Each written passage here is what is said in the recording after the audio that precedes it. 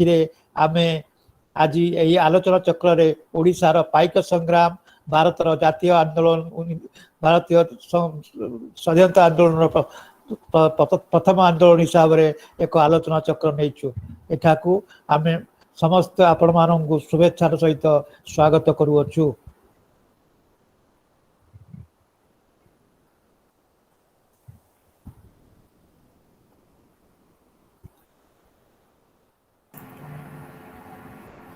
धन्यवाद माननीय पद्मकांत मिश्र महोदय। बर्तमान मु अनुरोध करुछि माननीय रफ भाई आमर प्रदीप प्रज्वलन एवं फटर पुष्पमाल्याण पूर्वक आज कार्यक्रम को विधिवत भाव में आरंभ करेंगे। हाँ बर्तमान आमर retired principal doctor Aditya Kumar Panda आ बर्तमान प्रदीप जाली उद्घाटन कर आज कार्यक्रम को मंत्र भी बोलुंट आमर अध्यापक जन अध्यापिका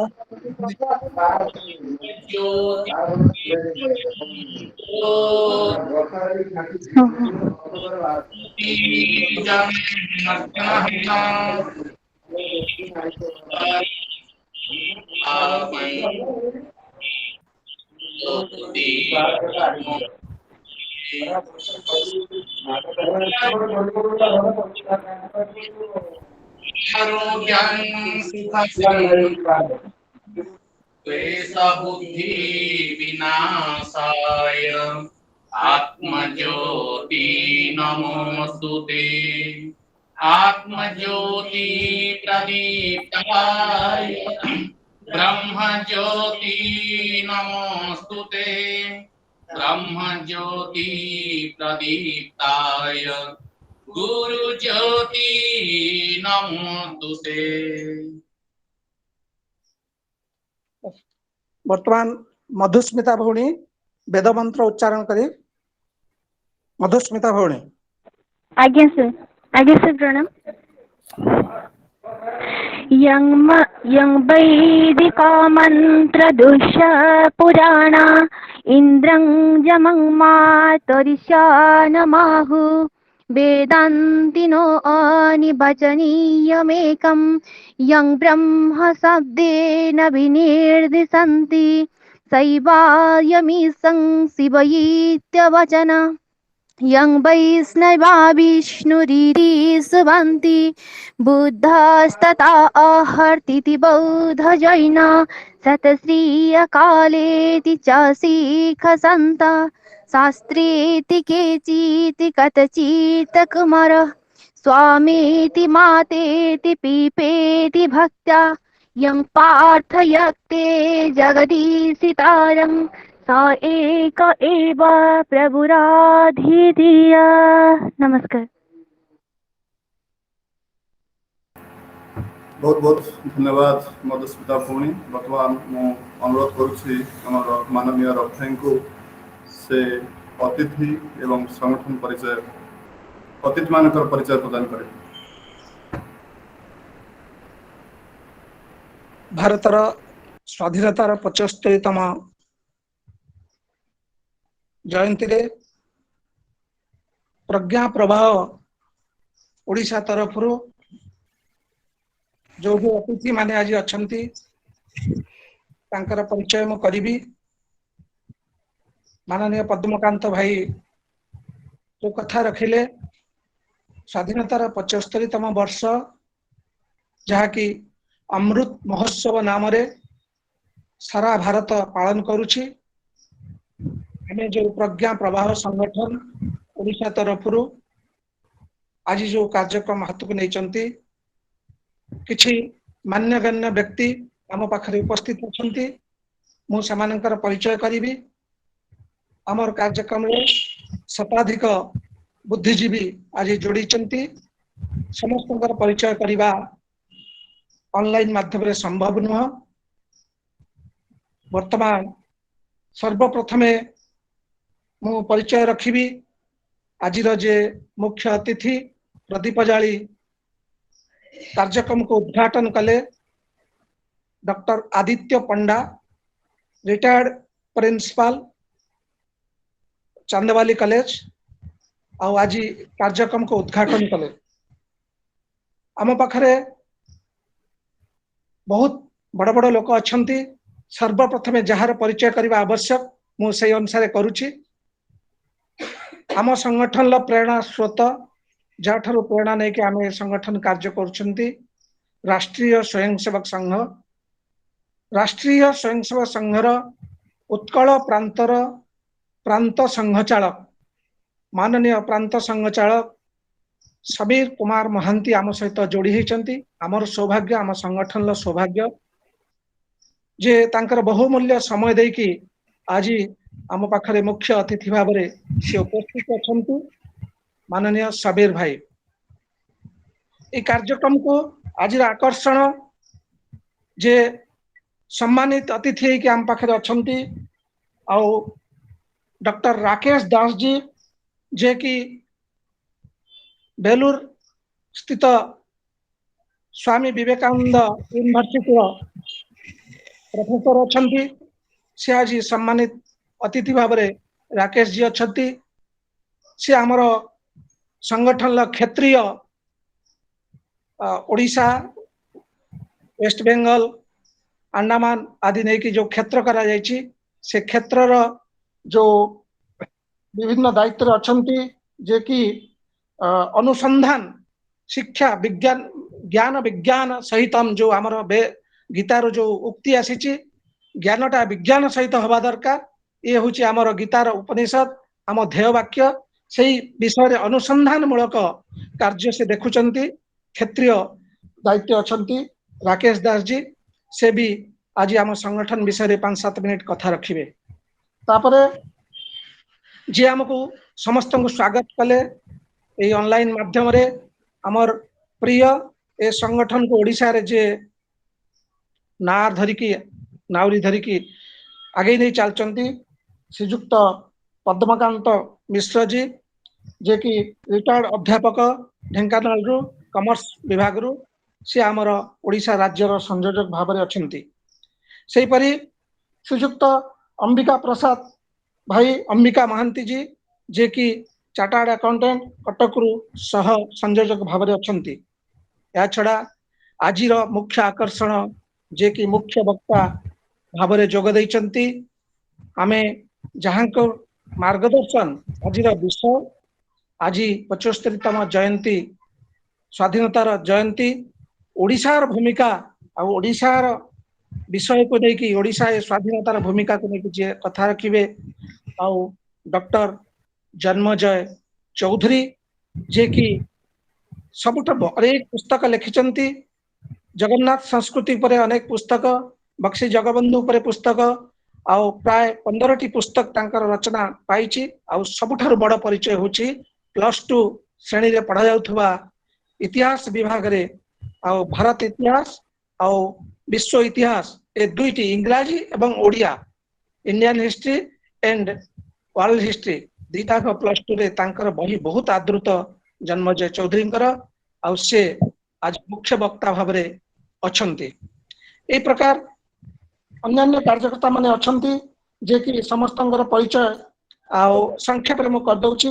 विकास भाई अछंती जे कि भुवनेश्वर महानगर संयोजक भाव में आउ विश्वरंजन आचार्य भाई अछंती आज जे आम मान को समस्त जोड़ी लिंक माध्यम रे आउ हाँ विकास भाई IMMT जो अच्छी सेटार से प्रोफेसर अच्छा प्रिंसिपल अच्छा। विश्वरंजन भाई जे किम्स रे आउ प्रोफेसर अच्छा। विश्वरंजन भाई आमको IT माध्यम रे आमको जोड़ी आउ जहाँ सुविधा न सुविधा से विश्वरंजन भाई दायी रही आउ कटक किम्स हॉस्पिटल डॉक्टर भाव अच्छा बीएफ प्रज्ञा आचार्य मैडम जे कि बहुमूल्य सेवा वर्तमान कोविड समय रे कोविड हॉस्पिटल को देखुवा समय भी आम सहित जोड़ी होती। विशेष भाव में प्रज्ञा मैडम भी वर्तमान कार्यक्रम आरंभ रे आउ गोटे व्यक्तिगत गीत भी बोलिबे आमे तांठा सुनिबा आउ से तांकर निर्दिष्ट भाव में से गीत आज व्यक्तिगत गीत रखचंती।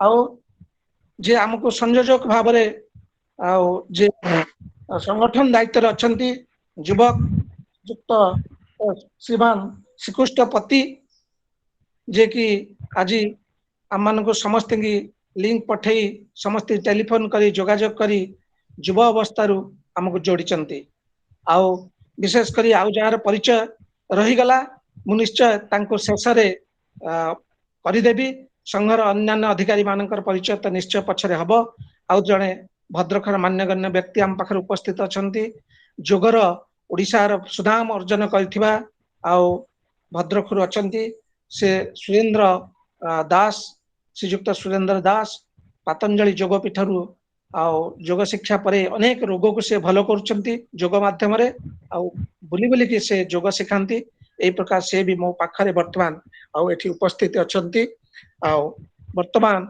ए परिचय कार्यक्रम सरला परवर्ती मु भावुची राकेश जी आज आम प्रज्ञा प्रवाह विषय रे कौन कथा रखिए तापर जहाँ व्यक्तिगत जो प्रकार कार्यक्रम थी विश्वरंजन भाई कार्य को आगे नेबे जदि किसी परिचय बाकी रही जाइथिबो श्रीकृष्ण भाई मते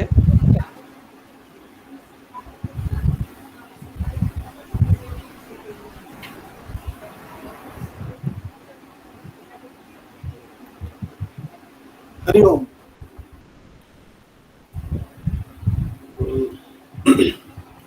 उपस्थित समस्त ओडिशा प्रांतर प्रबुद्ध जन चरण रे मो प्रणति मु ओडिया ठीक रे कहि पारनी टिके प्रयास करूची किछि त्रुटि हेले आपण मार्जना करिवे। माननीय प्रांत संघ चालक आदरणीय प्रज्ञा प्रवाहर प्रांत संयोजक एवं प्रज्ञा प्रवाहर प्रांत स्तर विभिन्न स्तर कार्यकर्ता माने आउ जे प्रबुद्ध जन अछंती आज आमे 75th इंडिपेंडेंस डे भारतर पालन करा जायछि समस्त देश रे यहाकू अमृत महोत्सव कुहा जायछि। आगामी एक वर्ष आमे भारत वर्षर स्वतंत्रतार यही अमृत महोत्सव को पालन करिबा ताहार आज ताहार शुभारंभ हेछि। दीर्घ संग्राम परे ई स्वाधीनता को आमे अर्जन करिथिलु। भारत गोटे राष्ट्र पाश्चात्य दर्शन अनुसार रे जेमिति जे भावरे राष्ट्र कुहा जाए आम हिंदू दर्शन रे राष्ट्र धारणा टिके पृथक। पाश्चात्य रे एमिति कुहा जाए गोटे स्थान रे गोटे जियोग्राफिकल बॉर्डर सेथिरे किछि लोक जदि बहुत दिन रही जाती तो सेई भूमि उपरे से मानकर गोटे अधिकार प्रतिष्ठित हुए।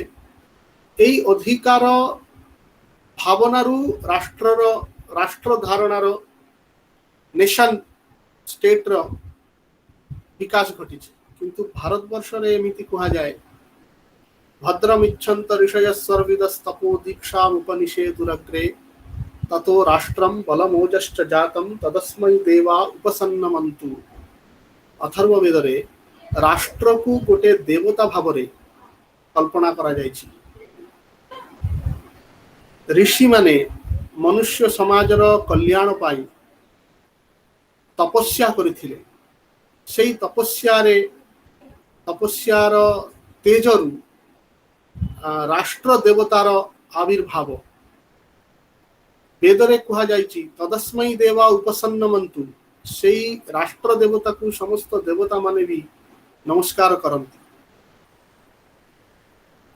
एमिति हमरो भारत राष्ट्र এই রাষ্ট্রর গোটে যেমিতি জনে মনুষ্য তার গোটে সত্তা ଅଛି अस्तित्व ଅଛି ତାର ଶରୀର ମନ ଆତ୍ମା ସେମିତି ଭାବରେ ରାଷ୍ଟ୍ର ବି ଗୋଟେ ଚେତନ ପଦାର୍ଥ ଚେତନ ଜୀବ ଦେବତା এই भारत भूमि आ सिंधु सिंधु पर्यंता यस्य भारत भूमिका कहा जाए भारत भूमि होची से राष्ट्र देवतार शरीर এই ভূমিরে রহিথিবা সমস্ত ব্যক্তি যিয়ে এই ভূমিকু মাতৃভূমি ভাবরে নমস্কার করন্তি মানন্তি সে মানে এই রাষ্ট্রর বিভিন্ন অঙ্গ আও এই ভারত ভূমিরে ঋষি মানে जो लोक कल्याणकारी मानव कल्याणकारी संस्कृति संस्कृतिर विकास करिसंती सेटा होची एई राष्ट्रर आत्मा आमर राष्ट्रीय संग्राम रे स्वतंत्रता संग्राम रे जे स्वतंत्रता संग्राम दीर्घ हजार बत्सरर अधिक काल जावत मुघल ब्रिटिश समस्त मानक विदेशी शक्ति मानकर विरोध रे जो संग्राम आमे आमर पूर्व पुरुष मानकर जो संग्राम सेथिरे स्व शब्दर विशेष महत्व अछि स्वदेश स्वराज स्व संस्कृति एइटाकू प्रतिष्ठा करिबा पाई एई संग्राम 75 इयर्स पूर्व रे आमे स्वतंत्रता राजनीतिक स्वतंत्रता पाइले भी एई भारतर जो संस्कृति से संस्कृति को निज भूमि संस्कृति को निज भूमि रे प्रतिष्ठा करा एबे हमरो विशेष कर्तव्य आज भारतवर्ष राजनीतिक भाव में स्वतंत्र किंतु भारतवर्ष रे जो प्रकार शिक्षा व्यवस्था अच्छी भारतवर्ष रे जो प्रकार भावना आमे देखि परिबा भारतवर्षर विभिन्न राज्य रे स्वतंत्रता पाई जो संग्राम हेछि सेही संग्राम को इतिहास रे स्थान दिया जाएनी एबे ओडिशा बाहरे उत्कल आंध्र प्रदेश की पश्चिम बंग रे आपण आसीबे सेथि पाइका विद्रोह विषय केही किछि जानि नाहंती सेमिति ओडिशा रे भी आलूरी सीताराम राजू जे आंध्र प्रदेश रा जने हुतात्मा बलिदानी स्वतंत्रता संग्रामी थिले ताहार विषय रे काहाकू जाना नाही ताम्रलिप्त सरकार विषय रे जाना नाही एमिति भाबरे भारतवर्षर संग्राम किंतु समग्र भारतवर्ष रे मुघल सम्राट मानकू सब माने जानନ୍ତି अर्थात भारतवर्षर जो स्वतंत्रता संग्राम एवं भारतवर्षर भारतीय संस्कृति भारतवर्षर जो दीर्घ कृष्टि ऐतिह्यर इतिहास सेटा दीर्घ दिन दीर्घ 75 इयर्स एते पर्यंत ताहाकू अवहेला उपेक्षा करा जाउछि प्रज्ञा प्रवाहर मुख्य उद्देश्य होछि भारतवर्षर जो ज्ञान विज्ञानर परंपरा सेटाकू प्रबुद्ध जनक सामने उपस्थापन करिबा सेमानंकू अनुरोध करिबा जे एई विषय को समस्त समाजर सामने उपस्थापन करा जाऊ भारतवासी भारतवर्षर संस्कृति को भारतवर्षर ज्ञान विज्ञानर परंपरा को सठिक भाव में जानतु ताहा साथरे एकाडेमिक्स मेन स्ट्रीम एकाडेमिक्स रे भी এই সমস্ত বিষয় আসিবা আবশ্যক। এবে ভারতবর্ষরে বহুত আইআইএম ଅଛି কিন্তু জগন্নাথ মন্দিরর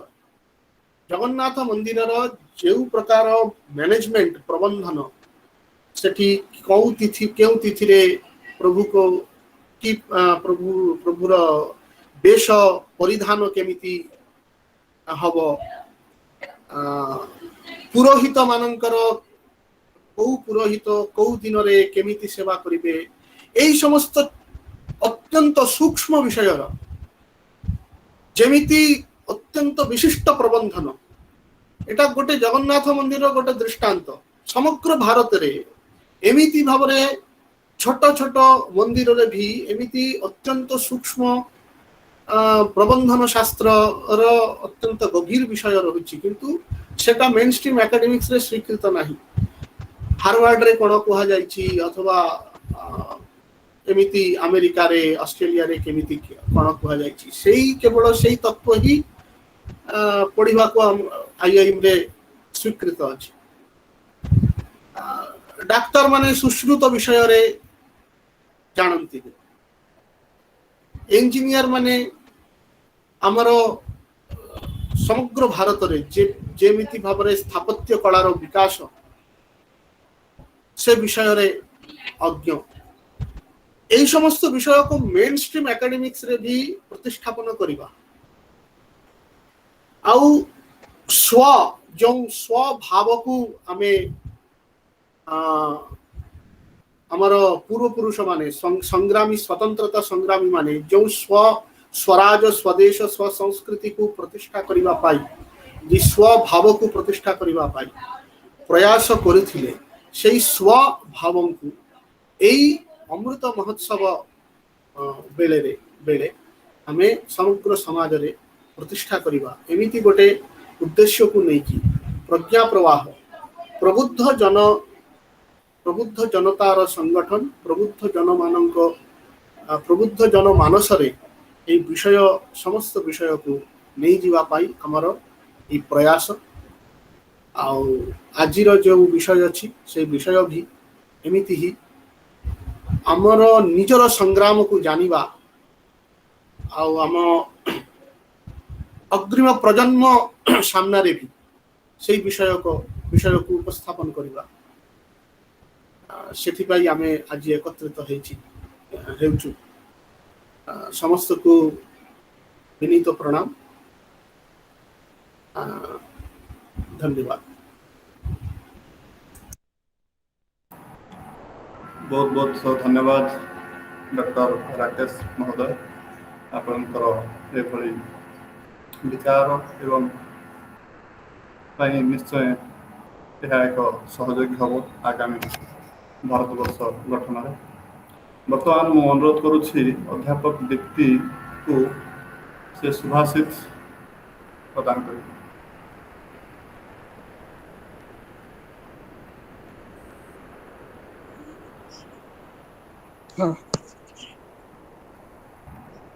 दीप्ति भाई कहतु। उत्तरं यत् समुद्रस्य हिमाद्रेश्चैव दक्षिणं तं देव निर्मितं देशं हिन्दुस्थानं प्रचक्षते।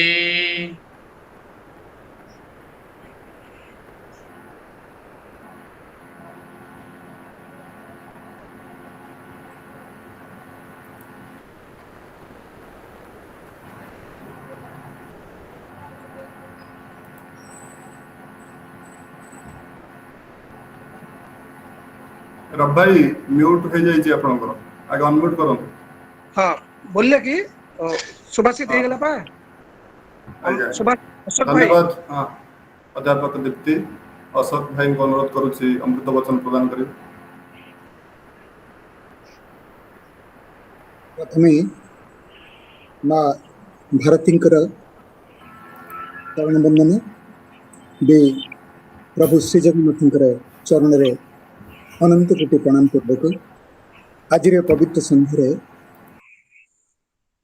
प्रज्ञा प्रवाहर आज कार्यक्रम में उपस्थित थिबा समस्त भौणी एवं भाई माननकु सश्रद्धा प्रणाम जनाई आरंभ करुछि अमृत वचनम।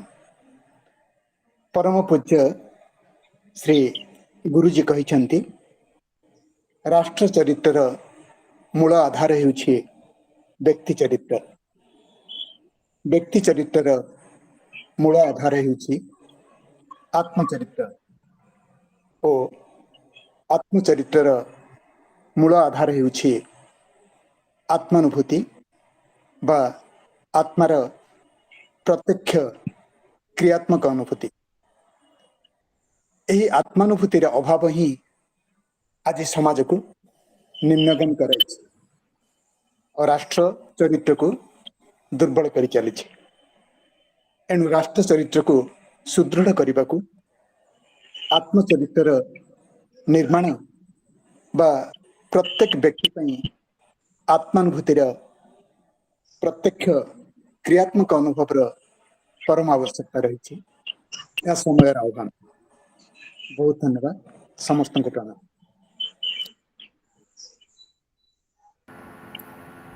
बहुत बहुत धन्यवाद श्रीजुक्त अशोक जी। मु बर्तमान अनुरोध करुच्ची डॉक्टर बियत प्रज्ञा आपन को से व्यक्तिगत गीत गान करेंगे। समस्त उपस्थित जनक मोर सश्रद्ध प्रणाम। 75तम स्वाधीनता दिवस रे समस्त को अशेष अभिनंदन। माँ भारती यही वंदना आपण सम्मुखें मैं प्रस्तुत कर। माँ तोर पूजा फूल हेबार करिछि कामना। माँ तोर पूजा फूल हेबार करिछि कामना। नाही मोहर रंग रूप नाही मोहर रंग रूप नाही तवासना। माँ तोर पूजा फूल हेबार करिछि कामना। तू भरी दे माँ तो मन लाखी रंग मोर अंगरे। तू भरी दे माँ तो मन लाखी सुबास मोर शरीरे। तो दिया रूप रंग रसे तो दिया रूप रंग रसे करिबी तोर अर्चना। माँ तोर पूजा फूल हेबार करिछि कामना।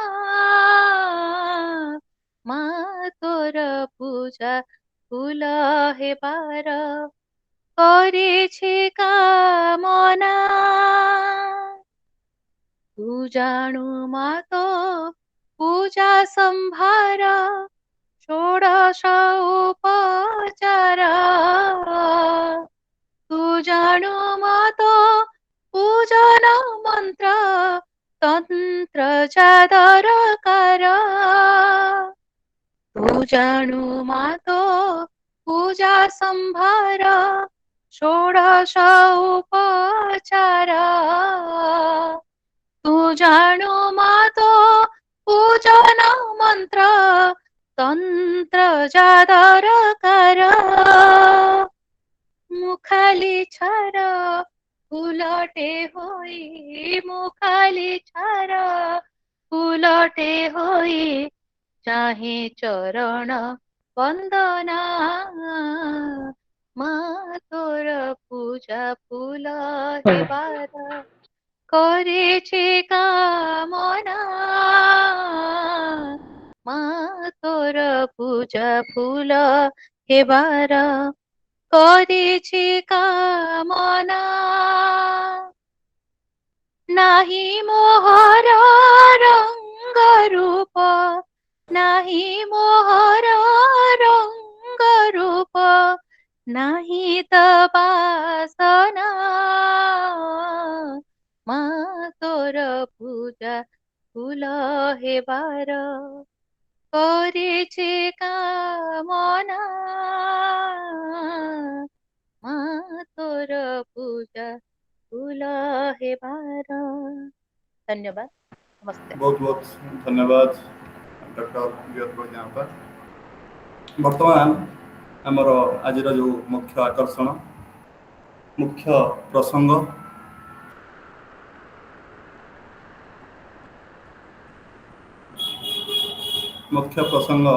पाइक संग्राम भारतर प्रथम स्वाधीनता संग्राम ताकू मु अनुरोध करुच्छे आमर आज मुख्य वक्ता प्राध्यापक जन्मंजय चौधरी महोदय को से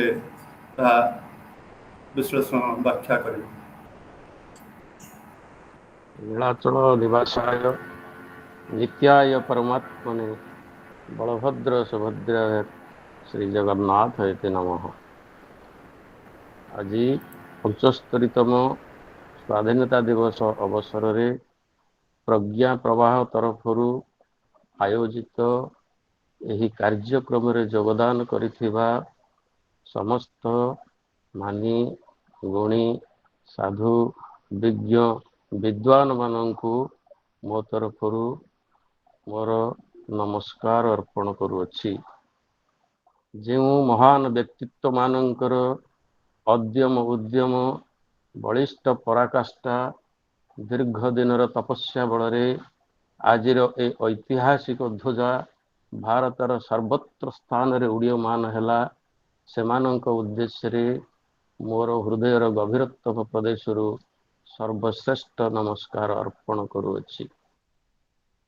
आपण मानकर कथा रखी मु दुई पद कहबा पई सुजोग पाइथिबारु आपण माननको समस्तंकु सर्वप्रथमे हार्दिक अभिनंदन जनाउछि। आजिर जो प्रसंग ए प्रसंग उपरे बहु पूर्वरु अनेक थर बहु स्थान रे मु जुक्ति बाढ़ी जे पाइक संग्राम होउछि भारत वर्षर प्रथम स्वाधीनता संग्राम। अथच अनेक आलोचना चक्र रे मते अनेक वयोज्येष्ठ व्यक्ति एपरिक मोर गुरुतुल्य अनेक गुरुजी वृंद एथरे जुक्ति बाढ़ी पाइक विद्रोह को प्रथम स्वाधीनता संग्राम रूप देवाई राजी नथिले। हुए तो अन्य केतेक लोक मध्य यार समर्थन रे रहिथिले, किंतु पाइक विद्रोह को प्रथम स्वाधीनता संग्राम कहवा पछरे केवल जे यह प्रथम हेथिला बोली ता नुहे। पाइक विद्रोह रे जो माने जोग देइथिले पाइक विद्रोह जहा द्वारा परिचालित होइथिला सेही परि जणे दुर्दांत सेनापति समग्र भारत नुह समग्र पृथ्वी रे विरल। उदाहरण स्वरूप खोर्धार पाइक विद्रोह 1803-4 मसीह जयकृष्ण राजगुरु द्वारा आरंभ होइथिला।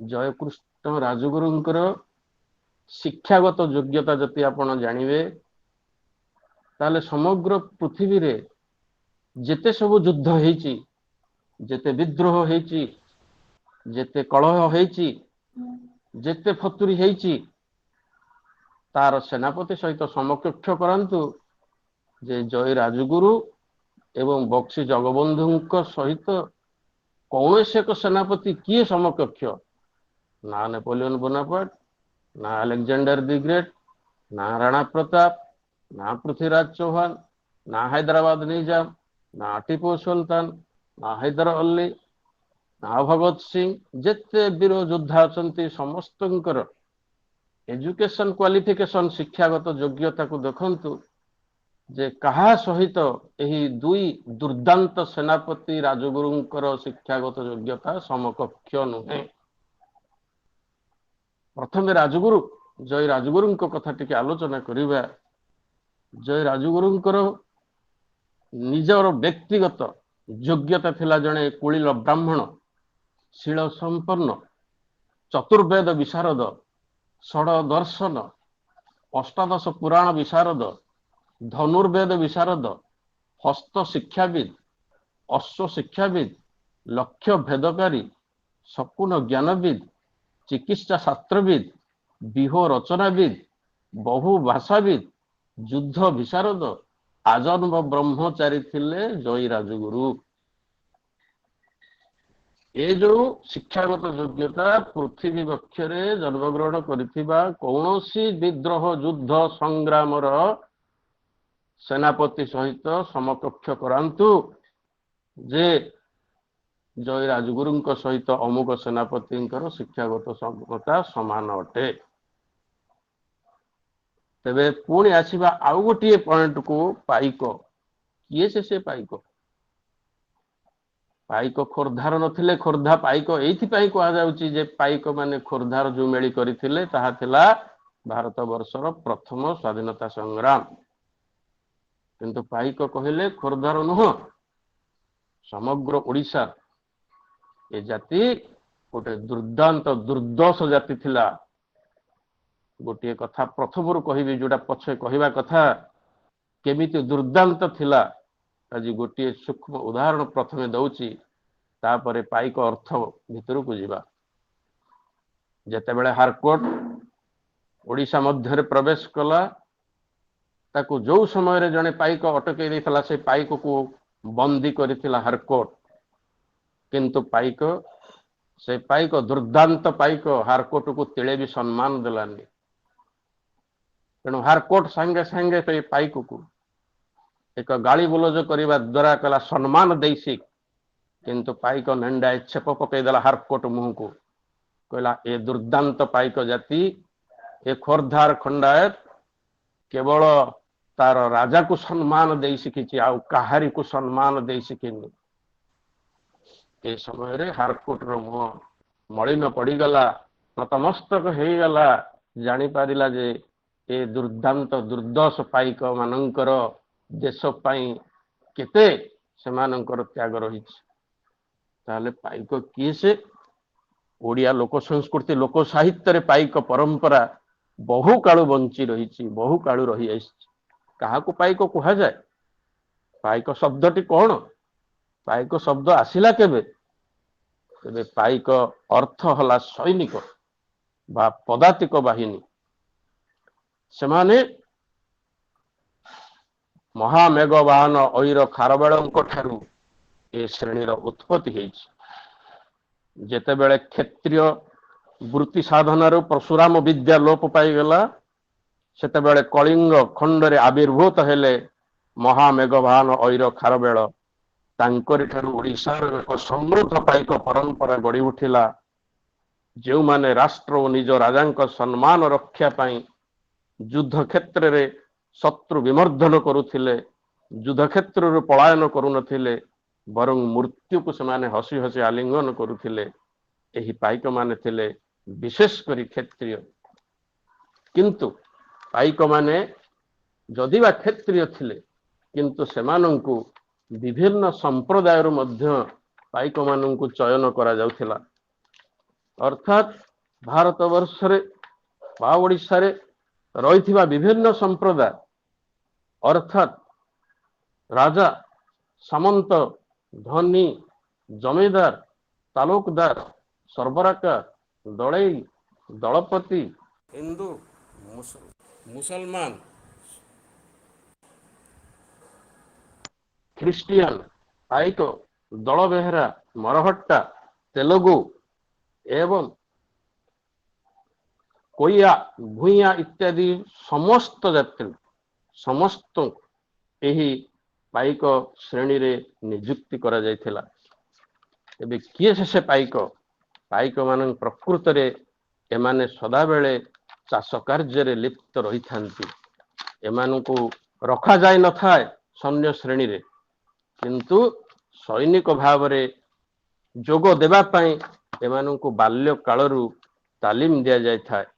ଭାରତ ବର୍ଷର ସମର ଇତିହାସରେ ଓଡ଼ିଆ ପାଇକ ବାହିନୀର ଦେଶପ୍ରେମ ଏବଂ ବୀରତ୍ୱ ଅତୁଳନୀୟ।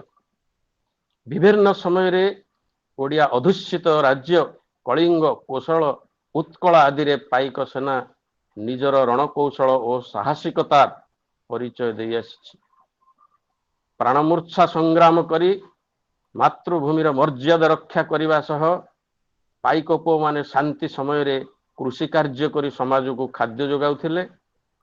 तेणु पाइक माने थिले ओडिया जातिर मेरुदंड। जन्मभूमिर सम्मान रक्षा और शत्रु मुकाबिलार शत्रु आक्रमणर मुकाबिला करिबा एमानंकर थिला धर्म कर्म और परंपरा। भारत मातार स्वाधीनता और मर्यादा को अक्षुण्ण रखिबा पई शत शत पाइक जो आत्म बलिदान और महान देशप्रेमर पराकाष्ठा प्रदान कर जाइछंती ताहा समग्र विश्व रे विरल। राजपूत क्षत्रिय और मराहट मानक भली एमानंकर वीरत्व शत्रु प्राण रे भीति संचार करुथिला। अतीत रे एही पाइक माने क्षत्रिय धर्म पालन करिबा सहित कृषि कार्य मध्य निर्वाह करुथिले। श्री जगन्नाथ संस्कृति रे से माने अनुप्राणित होइथिले। अर्थात श्री जगन्नाथ श्रीकृष्णंकर प्रतिमूर्ति रूपे निजर सुदर्शन चक्र प्रयोग करी दुष्ट दमन शिष्ट पालन स्वधर्म रक्षा पई क्षत्रिय भूमिका ग्रहण करथिले। ज्येष्ठ भ्राता बड़ ठाकुर श्री बलभद्र हल लंगल को आयुद्ध करी कृषकर भूमिका रे अवतीर्ण होइथिले। सही दुई भ्राता कर्तव्य भितर ग्रहण करिसंती पाइक और कृषकर भूमिका। सार शुभुची तो ठीक से आज्ञा आज्ञा नहीं जदि किसी लिंक एपट सेपट हला मते ठीक कहबे मझरे हैं। नहीं ठीक है नहीं पूरा हाँ ठीक ठीक हाँ हाँ मते ठीक कहबे साइलेंट हे जाउछ तो जानि होनी। तबे खुर्धा जो दुर्दश पाइक माने वीर साहसी ए ओडिया पाइक वीर माने जो सब युद्ध करथिले 1817 नुह 1803-4 मसीह जयगुरु राजगुरुंकर नेतृत्व रे ता पूर्वर भारत वर्ष रे संगठित तो अनेक युद्ध होइथिला अनेक संग्राम होइथिला किंतु पाइक विद्रोहर गति पाइक विद्रोहर रूप पाइक विद्रोहर प्रचार भली अन्य कौनसी युद्ध संग्राम नथिला। भारत वर्ष रे 1857 मसीहा जो युद्ध घटी थिला तार बहु वर्ष पूर्व पाइक विद्रोह संगठित होइथिला किंतु 1817 मसीहा 1857 कालखंड मध्य भारत वर्ष रे 900 रु अधिक छोट छोट विद्रोह संगठित होइछि किंतु कौनसी विद्रोह पाइक विद्रोह सहित समकक्ष हेनी। 1817 मसीहा ओडिशार इतिहास रे एक अविस्मरणीय वर्ष यह निश्चित कहीं ना बक्सी जगबंधुंकर नेतृत्व रे आरंभ होइतिला एई दिन पाइक विद्रोह किंतु तार 13 वर्ष पूर्व राज विद्रोह संगठित होइतिला एई भारत वर्ष रे जो राज विद्रोहर नेतृत्व नैथिले जय राजगुरु बा जयकृष्ण राजगुरु। जयकृष्ण राजगुरु ए विद्रोह नवा पछरे गोटे मुख्य कारण थिला जे जो समय रे इंग्रेज सेना भारत वर्षर प्रत्येक प्रदेश को अधिकार करी शेष पर्याय रे ओडिशा दखल करिया पई आगे आसीथिला से समय रे खोर्धार राजा थिले द्वितीय मुकुंद देव जहांकर बयस थिला मात्र 11 वर्ष राजा थिले ना बालक। तेणु ओडिशार राज परंपरार राजांकर अभिभावक कार्य तुलाउ थांते राजगुरु माने। आपण माने देखिबे एबे भी रथ उपरे राजा छेरा पहरा करिला बेले पाखेरे थिबे राजगुरु।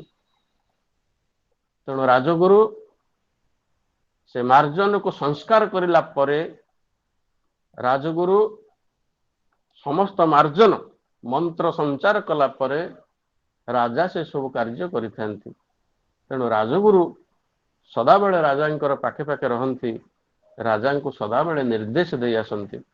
किंतु जेतेबेले राजा नाबालक थांती सेतेबेले से राज्य राजगुरुंको द्वारा परिचालित हुए राजा सांबालक हेबा पर्यंत। तेणु इंग्रेज माने भारत वर्ष ए ओडिशा बक्षरे प्रवेश करलको राजांकर बयस मात्र थिला 11 वर्ष। राजा नाबालक थिले, राज्य शासन जानी पारि नथिले, राज्य शासन भार रहिथिला राजगुरुंको उपरे। तेबे 1757 पलासी युद्ध क्षेत्र रे भारतर दीप्तिमंत सूर्य अस्तमित हेबा सहित आम राष्ट्रर इतिहास रे गोटे अभिशप्त अध्याय उन्मोचित होइथिला। उक्त युद्ध सूत्रपात हेबार गोटे शताब्दी मध्य ईस्ट इंडिया कंपनी गोटे सामान्य बणिक गोष्ठी गोटे विराट अप्रतिहित शक्ति रे परिणत हो गला।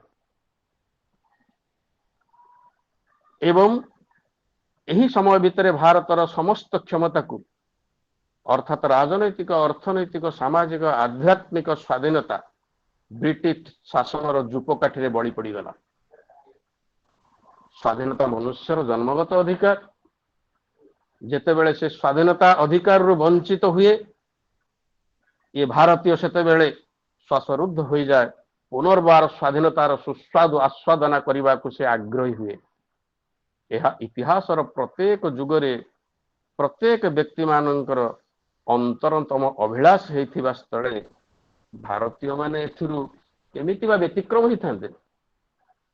तेबे पराधीनतार श्रृंखलरु मुक्त हेबा पई 1857 मसीह भारत स्थित इंग्रेज शक्ति विरुद्ध रे जो विद्रोहर आश्रय नियागला ताहा हला सिपाही विद्रोह। अवश्य भारतीय मानक तुलन में ब्रिटिश शक्ति बहु पराक्रमशाली होइथिबा इंग्रेज माने ए विद्रोह को दमन कर देथिले। तथापि मध्य फलाफल दृष्टि ए घटनाटी तात्पर्यपूर्ण थिला। ताहले पलासी युद्धर ठीक 100 वर्ष परे अर्थात 1857 मसीह भारतीय माने इंग्रेज शासन को प्रतिहित करने सहित यार अंत घटाइबा पई गोटे प्रयास करथिले। किंतु ए प्रयास को सिपाही विद्रोह किंबा भारतर स्वाधीनता संग्राम बोली भ्रांतर अभिहित करा जाय। तेबे यह सत्य नुहे जे 1857 ख्रीष्टाब्द रे भारतीय माने इंग्रेज शासन को प्रथम थर पई प्रतिरोध करथिले।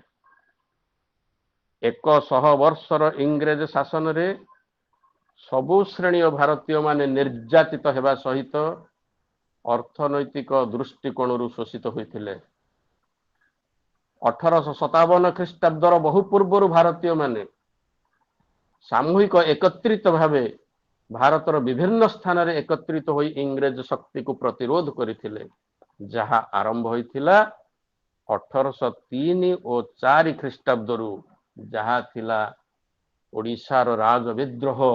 यह जदिबा राज विद्रोह यार नाम थिला, किंतु यह थिला इंग्रेज शक्ति विरुद्ध रे प्रतिध्वनि। ताले समस्तंकर तो एकमात्र लक्ष्य ता होची भारतरु विदेशी शासन को उच्छेद करिबा, अर्थात मारो फिरिंगी के थिला रणहुंकार दिउ वार स्लोगान। तेबे सिपाही विद्रोह परि पाइक विद्रोह खोर्धारे समस्त वर्गर व्यक्ति विशेष जोग देई इंग्रेज शक्ति को प्रतिवाद करथिले। सिपाही विद्रोह रे जनजाति मानकर योगदान अल्प संख्यक थिला बेले खोर्धार पाइक विद्रोह आदिवासी जनजाति मानक ठारू आरंभ होइथिला। जदिओ यार नेतृत्व थिले राजा, तांकर बक्सी, तांकर देवान, तांकर राजगुरु। सिपाही विद्रोह भारतर विभिन्न प्रांत को स्पर्श करथिले मध्य समग्र भारत वर्ष रे पहुंची पारि नथिला। ठीक सही परि पाइक विद्रोह मध्य भारतर विभिन्न प्रांत को अग्रसर हेबा आगरु इंग्रेज शक्ति यह को अविलंबे दमन कर देथिला। विदेशी शासन बा अत्याचारी शासन लोप करने पाई अमेरिकार स्वाधीनता संग्राम बा फरास्ट विप्लव परी विश्व इतिहास रे जेते जेते विद्रोह बा विप्लव संगठित होईची ताहा केतेक मुष्टिमेय व्यक्ति द्वारा ही आरंभ होईची सेगुड़ी को स्वाधीनता संग्राम नाम अभिहित करा जायथिला बेले 1857 ख्रीष्टाब्दर भारतीय विद्रोह को जदि सिपाही विद्रोह न कही स्वाधीनता संग्राम बोली कहा जाए तेबे खोर्धार पाइक विद्रोह थिला तो इंग्रेज शासन विरुद्ध रे जातीय अभ्युत्थान तेबे कहीं कि यह भारतीय स्वाधीनता संग्राम प्रथम पर्याय न हो विद्रोह तो गोटे बोमा नुह जे एथिरे अग्नि संयोग करिवा मात्रे विस्फोरण हो यह हेउची अनेक दिनर पुंजीभूत असंतोषर परिणति तेणु 1857 मसीहा विद्रोह पाई भारत रे ईस्ट इंडिया कंपनी शासन प्रारंभ इंग्रेज शासक मानक प्रति घृणा असंतोषर डिनामाइट संचित हो रही एथिपाई जे भली मुख्यतः राजनैतिक अर्थनैतिक सामाजिक धार्मिक प्रशासनिक सामरिक कारण दायी थिला सेही भली खोर्धार राजविद्रोह और पाइक विद्रोह पछरे थिला इंग्रेज मानकर प्रशासनिक शोषण सूर्यास्त नियम कला लवण आईनी इंग्रेज मानकर नूतन मुर्दास्फीतिर प्रचलन खोर्धा प्रति वैमातृक मनोभाव राजा और राज कर्मचारी असंतोष यही असंतोषर बर्णिरू प्रज्वलित होइथिबा खोर्धार 1804 मसीहार राजविद्रोहर अग्निशिखा सिपाही विद्रोह परी सेई वर्ष प्रशमित न होई 1817 मसीहार पाइक विद्रोह 1825 मसीहार तापंग विद्रोह 1833 मसीहार बाणपुर विद्रोह पर्यंत लंबी जाइथिला तेबे खोर्धार यही विद्रोह दीर्घ दिन धरी चली भारत वर्षर प्रथम स्वाधीनता संग्राम न कहवा कहीं केमिति खोर्धार आरंभ होला ए विद्रोह तेणु समग्र ओडिशार खोर्धार गोटे निजस्व ऐतिह्य और परंपरा थिला जार पृष्ठभूमि हेउची खोर्धा भोई राजवंशर एक समृद्ध इतिहास यह को दीर्घ 250 वर्ष व्यापी ओडिशार इतिहास कहले बुझा जाए ओडिया जातिर प्राण प्रदीप आराध्य देवता स्वयं श्री जगन्नाथंकर अस्तित्व सहित से इतिहास ओतःप्रोत भाव जड़ित तेणु खोर्धार संस्कृति ही जगन्नाथ संस्कृति खोर्धा कहले एकदा समग्र ओडिशा राज्य को बुझाउथिला खंडायत मानकर अन्य एक नाम थिला उड्र यही उड्र शब्द रु मुसलमान माने आमको ओडिशा नाम देथिले उड्र मानकर बसती विशेष भाव में खोर्धारे थिला सही कारणरू खोर्धा को अनेक ओडिया बोली कहंती ओडिशा बोली कहंती जे माने खोर्धा आसुथिले तांको जदि पचरा जाउथिला कुआडे जाउछु से कहउथिला मु ओडिशा जाउछि ओडिशा अर्थ खोर्धा को बुझाउथिला तेबे जे वीर पुरुष गौरव गाथा को नहीं खोर्धा इतिहास समृद्ध सेमानंक मध्यरे भोई राजवंशर प्रतिष्ठाता श्री रामचंद्र देव सही वंशर द्वादश राजा मुकुंद देव एवं तांकर सेनापति वीरश्रेष्ठ वशिक जगबंधु तांकर राजगुरु जयकृष्ण महापात्र एवं तांकर देवान कृष्णचंद्र भ्रमरवर नारायण नाम सर्वाग्य उल्लेख योग्य एक कथा परम लक्ष्मी राजगुरुंकर वीर सरस्वती रे वर्णना करा जायछि कहले इंग्रेज मानक सहित जय राजगुरुंकर जो युद्ध आरंभ हैला जो विद्रोह आरंभ हैला ये विद्रोहर प्रकृत सूत्रधर थिले जय राजगुरु राजा एठारे कौनसी कार्य समापन करि पारु नथिले जेहेतु राजा थिले नाबालक तेणु खोर्धारे प्रवेश करिबा परे राजगुरु इंग्रेज मानू संपूर्ण रूपे प्रतिरोध करथिले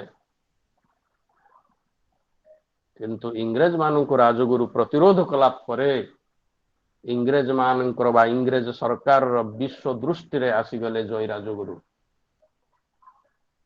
एठी राज मर्यादा एठी राज पद राज सिंहासन राज दरबार कथा आसीगला जय राजगुरुंकर चिंता थिला जय राजगुरुंकर चेतना थिला सबु जाऊ पछे मो राजपद रहू सबु जाऊ पछे मो राज मर्यादा रहू सबु जाऊ पछे राज मुकुटर मर्यादा रहू सबु जाऊ पछे राज सिंहासन मर्यादा रहू सबु जाऊ पछे राज पदर मर्यादा रहू सबु जाऊ पछे राज दरबार मर्यादा रहू एहा थिला राजगुरुंकर उक्ति एहा थिला खोर्धा पाइक मानकर राजांक प्रति गभीर अनुरक्ति जहाँकि पाइक बोली रे वर्णना करा जायछि श्री श्री श्री अष्ट उत्तर श्री श्री गजपति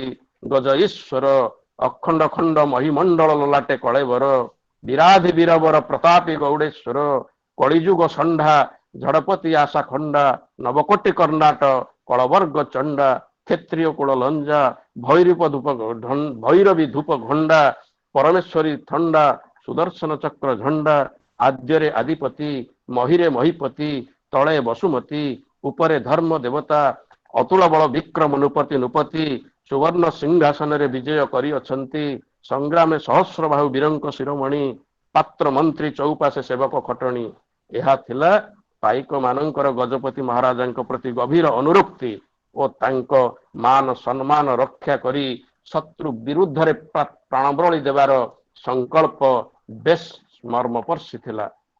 एबे जय राजगुरु इंग्रेज माननकु खोर्धा मध्य को प्रवेश न करे देवा पई शत चेष्टा करिथिले एवं आरंभ होला इंग्रेज माननक सहित जय राजगुरुंकर जो युद्ध जो संग्राम ताहा इतिहास रे गोटे राज विद्रोह नाम रे नामित हैला।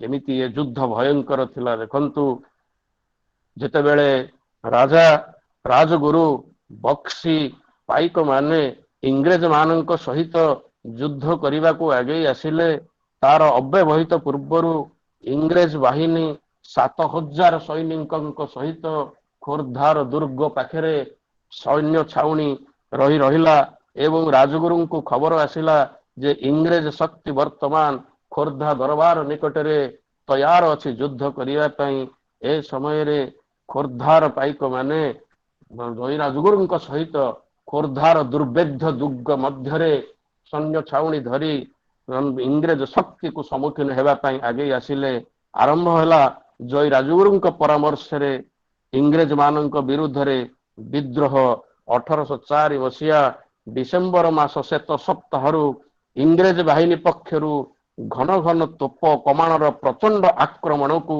दीर्घ 3 सप्ताह धरी प्रतिहत करी आसीथिबा दुर्दश वीर ओडिया पाइक बाहिनीर प्राणमूर्छ शेष संग्राम उपरे क्रूर जवनिकार जमजातनार जवनिका पात करी दुर्गम दुर्भेद्य खोर्धा दुर्गर स्वाधीनता सूर्य को चिरदिन ग्रास कर से काल मुहूर्त तेबे गजपति रामचंद्र देवଙ୍କ द्वारा प्रतिष्ठित एही सुदृढ़ आयतकृत खोर्धा दुर्ग भितरे और बाहर दुईटी विराट पाचेरी रही यार गड़ खाई ए गड़र 4टा द्वार थिला किंतु हठात शत्रु आक्रमण को प्रतिरोध करा जाई पारुथिला एही प्राचेरी माध्यम रे गड़ खाई माध्यम रे तेबे पूर्वद्वार थिला खोला द्वार जहाँकि केवल यातायात पर उद्दिष्ट थिला एही मुख्य द्वार सहित संयुक्त थिला 2 प्रहरी कोठरी पूर्वद्वार रे बरुणेई पर्वतर पूर्व पार्श्व अवस्थित थिला क्रमागत 3 सप्ताह धरी ओडिशार शेष स्वाधीन दुर्ग खोर्धा घाटागड़ को उत्तर पूर्व पश्चिम 3 दिगरु अवरोध करी तोप कमाण बंधुक मुहरे अविरत गुली वर्षण करने सत्वे शक्तिशाली फिरिंगी फौज से ही दुर्भेद्य दुर्ग को भेद करि पारि नथिला किंबा दुर्गम बरुणेई पहाड़र सुरक्षा बलय भेद करी ଦୁର୍ଗ ଦକ୍ଷିଣ ପାର୍ଶ୍ୱକୁ ଅବରୋଧ କରିବା ସକ୍ଷମ ହେଇପାରି ନଥିଲା। କିନ୍ତୁ ଖୋର୍ଦ୍ଧାର ଦୁର୍ଦାନ୍ତ ଦୁର୍ବାର ପାଇକ ବାହିନୀର ନେତୃତ୍ୱ ନେଇ ପୂର୍ବ ଦ୍ୱାରରେ ରକ୍ଷା ଦାୟିତ୍ୱରେ ଅବସ୍ଥାପିତ ହେଲେ ଅସାଧାରଣ ସାହସୀ ବୀର ତଥା ଖୋର୍ଦ୍ଧା ରାଜବଂଶର ରାଜଗୁରୁ ଜୟକୃଷ୍ଣ ମହାପାତ୍ର, ଯିଏକି ଚାରି ଦ୍ୱାରରେ ତନ୍ତ୍ର ସାଧନା କରି ତାକୁ ଏମିତି ମନ୍ତ୍ରିତ କରିଦେଇଥିଲେ ଯେ କୌଣସି ଶତ୍ରୁ ପକ୍ଷ ଆସିବ କୌଣସି ଦ୍ୱାର ପଟୁ ଆକ୍ରମଣ କରିପାରିବ ନାହିଁ। କାହିଁକି ନା ଜୟ ରାଜଗୁରୁ ନିଜେ ଏଠି ରାଜଗୁରୁ ପଦବୀରେ ଅଭିଷିକ୍ତ ହେବା ପୂର୍ବରୁ ବନାରସ ଯାଇ ସେଠାରେ 10 ବିଦ୍ୟା ସାଧନା କରିଥିଲେ। ବିଶେଷ କରି ଧୂମାବତୀଙ୍କୁ ସାଧନା କରିଥିଲେ ଏବଂ ଧୂମାବତୀଙ୍କ ଠାରୁ ବର ପାଇଥିଲେ ଯଦି କୌଣସି ଶତ୍ରୁ ପକ୍ଷ ସମସ୍ତ ଅସ୍ତ୍ର ଶସ୍ତ୍ରକୁ ବିଫଳ କରି ଜୟରାଜଗୁରୁଙ୍କୁ ଆକ୍ରମଣ କରିବାକୁ ଆସେ, ତେବେ ଜୟରାଜଗୁରୁ ଧୂମାବତୀଙ୍କ ମନ୍ତ୍ର ମାଧ୍ୟମରେ ସେ ସବୁକୁ ଧୂଆଁ କରିଦେବେ। କୌଣସି ଶତ୍ରୁ ପକ୍ଷ ଜୟରାଜଗୁରୁଙ୍କୁ ଦେଖିପାରିବ ନାହିଁ। ଯେମିତି ବର୍ତ୍ତମାନର ପୋଲିସ ସୈନିକ ମାନେ ଯେମିତି ଟିୟର ଗ୍ୟାସ, ଲାଫିଂ ଗ୍ୟାସ ଯେମିତି ପ୍ରୟୋଗ କରୁଛନ୍ତି, ସେତେବେଳେ ମଧ୍ୟ ଜୟରାଜଗୁରୁ ଧୂମାବତୀଙ୍କ ସାଧନାରେ ତନ୍ତ୍ର ମାଧ୍ୟମରେ ସେ ଖଣ୍ଡମଣ୍ଡଳକୁ ଧୂଆଁ କରିଦେଉଥିଲା ଯେ କୌଣସି ଶତ୍ରୁ ପକ୍ଷ ଜୟରାଜଗୁରୁଙ୍କୁ ଦେଖିପାରିବେ ନାହିଁ।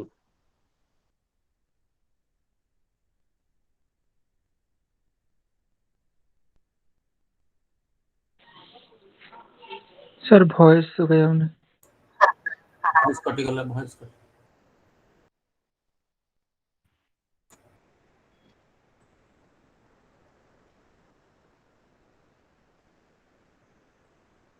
चौधरी भॉइस कटिगला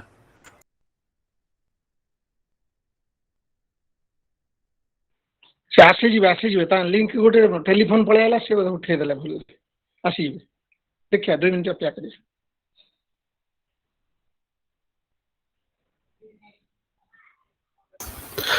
सर थरे लीव करी कि पुणी जॉइन करंतु।